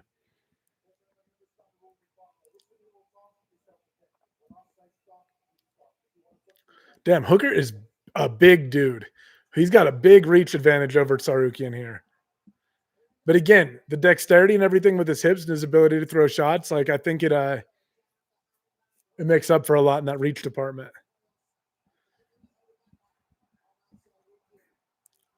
Let's see what happens here. First round's about to start. All right, here we go. If you guys are following along, I'm at 458, 56, 55, 54 of the very first round. Hooker with the low hands to start. Kind of just feeling things out, throwing his hands out there. He is the longer fighter significantly. Nice kick to the body is caught by Hooker. He returns a little kick of his own. Hooker coming out confident when the fight starts. Nice little kick to the body there by Dan Hooker. Tsarukyan tries a leg kick there. Don't think, not doing a whole lot. Hooker just feeling things out, man. Keeping his hands low. Throwing some kicks out there. Tsarukyan puts a nice little combo together there. He's in on the first takedown attempt. Nicely dealt with by Hooker to get to the underhooks, though. And because he kept those underhooks, did you guys see how when Tsarukyan hit that trip, he was able to get back to his feet because he had, he's got inside positioning and he's got the underhooks. He had a little bit of leverage to get back up. He's framing off the hips here. He's long. This could be a problem for Tsarukyan, Hooker's so long. Sometimes it's hard to take those guys down. Now, once you get him on his back, things get a little bit easier. But right now, it's difficult, right? Tsarukyan swimming. Look how Hooker just keeps the underhooks, though. He's not giving those underhooks up. This is important. These type of things, if Tsarukyan can't get it to the ground, right there, good separation by Dan Hooker. Nice little knee, though, by Tsarukyan. Oh, throws a head kick there. Oh.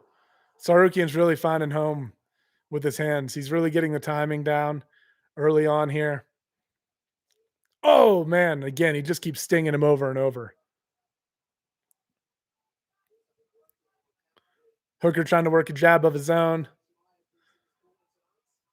Tsarukyan mixing some of the leg kicks here. Hooker trying to put the pressure on.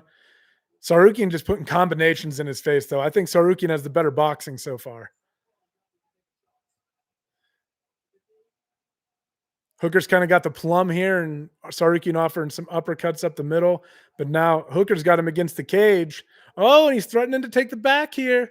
But Tsarukyan just does a nice job of circling towards him. Guillotine threat. Tsarukyan rolls out of it, and Tsarukyan comes up on top. Beautiful job by Tsarukyan. And now this is where Dan has to be careful because Tsarukyan does a very good job when he gets into these spots of advancing position, doing damage, right? He's always hunting for the finish, and he's almost in sort of, a reverse triangle gets locked up here by Hooker. Nothing doing, but interesting attempt. Tsarukyan looking to pin that near side arm down, right? He's got good control here from top position and side control. I'd like to see him move to that crossface. right? And then start looking to isolate that near side arm so he can move to mount or slide around to north south and start threatening with some chokes right now. Still get pretty good control if you tripod from there. You can stay inside the hands of Dan Hooker. He's content to hang out here though.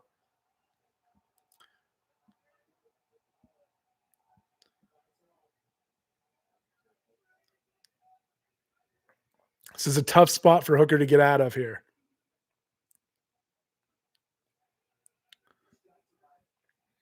And Tsarukyan's pretty content to just control things here, it would seem. Working for an underhook on that far side.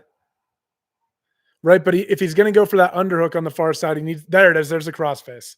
He needs that crossface as well, right? Now he's looking to isolate the near side arm. Do you guys see how he's shelving that left elbow of Dan Hooker's up on his hip, swimming through? Look, he needs the crossface and he needs to isolate if he wants to go to mount. Hooker swims that back inside. That's going to make it tough. Gives a barrier there between himself and Tsarukyan to go to mount. But this is going to go to Tsarukyan this first round. It looks like still 40 seconds left. Things could change, but Hooker's, he's not letting Tsarukyan advance, but he's not really doing a whole lot to improve his situation either. We've kind of been stuck in this, it's not really north-south position for a little bit here, right? It's kind of like north-south. He's over top of that one shoulder. Now Tsarukyan starts to base up a little bit. I like this. He can start, maybe swimming some limbs inside, but most likely we're going to end the round here and then come out, and Hooker's going to have to get things going on the feet in the second. He doesn't want to end up here again. He's just getting controlled. See, he's got that near side arm isolated. I'd like to see him go to the crossface and try to work his way into mount, but good first round from Tsarukyan. 10-9 for sure for him.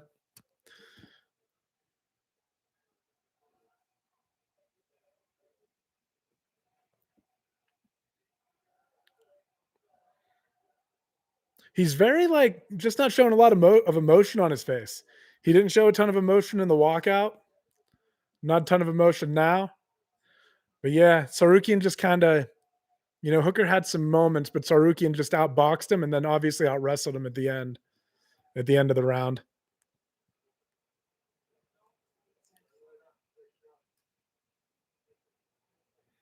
That left eye of Hooker's swollen up pretty bad already. Trying to bring the swelling down on it.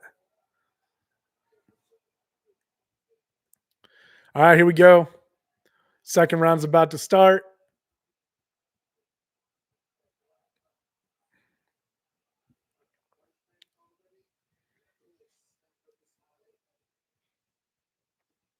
Yeah, Hooker's got a little smile on his face. Here we go. Start around 2, 458, 457, 456.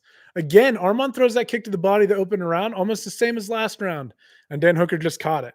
Well read by Dan Hooker. Still probably absorbed some of the heat off that strike to the ribs and stuff, right? But he caught it. He's prepared for it. Hooker getting going with some kicks of his own here.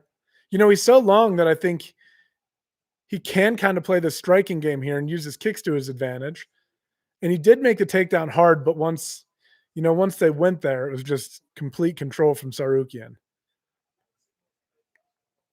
And he's probably carrying his hands that low because of the threat of the takedown, right? Like it makes sense, but the problem is that Tsarukyan can box as well.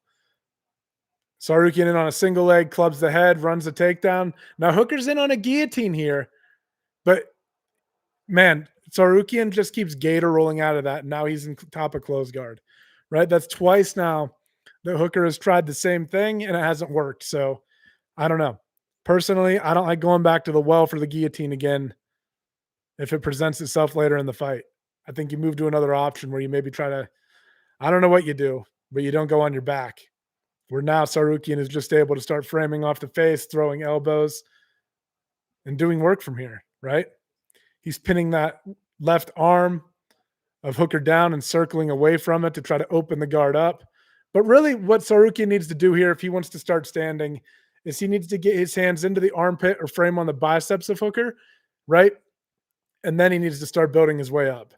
But in close guard, you can still just do damage in MMA, right? So it's not hurting Tsarukyan to hang out here at all. And he's probably, it's not that Hooker couldn't submit you, but he's not really a huge submission threat off of his back, right? you don't have a lot to worry about if you're Tsarukyan. So you can just kind of grind on this guy, make life miserable, cover his face up, throw these short little elbows, and kind of make the fight dirty. And that's exactly what Tsarukyan's doing. Now he's posturing up and letting some shots go. And now a lot of the times this is where the guard will open up and Tsarukyan will get passing opportunities because he's been able to posture and do damage, right? Like, look how the guard isn't closed up of Hooker here anymore, right? He's got to try to open things up to frame off the hips of Tsarukyan to create space. And that in turn gives Tsarukyan chances to stand up and start passing. He gets to his feet where he's mobile and he can start getting around or through the legs using inside or outside passing or just doing damage from here, right? You can see here he's trying to step over that leg. He switches his hips. Now we're in a half guard. Now Tsarukyan's in a very strong passing spot, right? He's in half guard. He can start threatening to take him out here, or he can just hit a big back step with that right leg and kind of go into side control. But it looks like right now he's content to just hang out in half guard with this cross. Look at this crossface pressure. This is something Della Maddalena did a great job preventing in the Islam fight. That crossface pressure is killing Hooker. And look how Arman's in 3/4 mount now. Pinning that arm down. He's just going to advance here. He's going to get to mount eventually if he sticks with it. I'd like to see him go for yep, there we go. He's in full mount. Pinning the arms. Now he's working on the head and arm. He's going to get this. This is going to be tight. This is going to be hard for Hooker to get out of. I'd like to see Tsarukyan also flare that right elbow up. Oh, that's tight. That's tight as fuck. That's tight. Hooker taps. Yeah, head and arm triangle for Arman Tsarukyan. Very impressive win. We are going to definitely get a breakdown on that because, like, I feel like I was kind of rushing through stuff there. We'll do a breakdown on that finish with Tsarukyan, but he picks up an arm triangle in the second round, and this is what I kind of had a feeling coming into it. His wrestling's just so good, and when he gets on top, he hunts and he fights for positions and he looks for the finish. He's got really good jiu-jitsu, really good top pressure, really good boxing. Tsarukyan's just very well-rounded, and this is a big win for him. Man, good win from Arman Tsarukyan. Wow. Title shot next against Ilya? Who else? Who else is there right now? I feel like it's Tsarukyan versus Ilya I think that should be Ilya Topuria's first title defense. Big fight, but Hooker just got overwhelmed on the ground, man. Great performance all around from Tsarukyan. So, damn. But all right, guys, we've been live for about 2 hours now. So thank you guys all for tuning in. Much appreciated. If you guys haven't already, hit the subscribe button, all that good shit. And yeah, maybe tomorrow I'll try to get the breakdown out tomorrow or Monday. So keep an eye out for that. We'll break down some of the technique. We'll look at these failed guillotine attempts from Hooker and why he didn't quite land them. And obviously we'll look at the finish from Arman Tsarukyan. So yeah, have a good one, guys. Happy Saturday. Enjoy. Peace, love, all that good shit. Go Eagles. Go Birds. Later, everyone.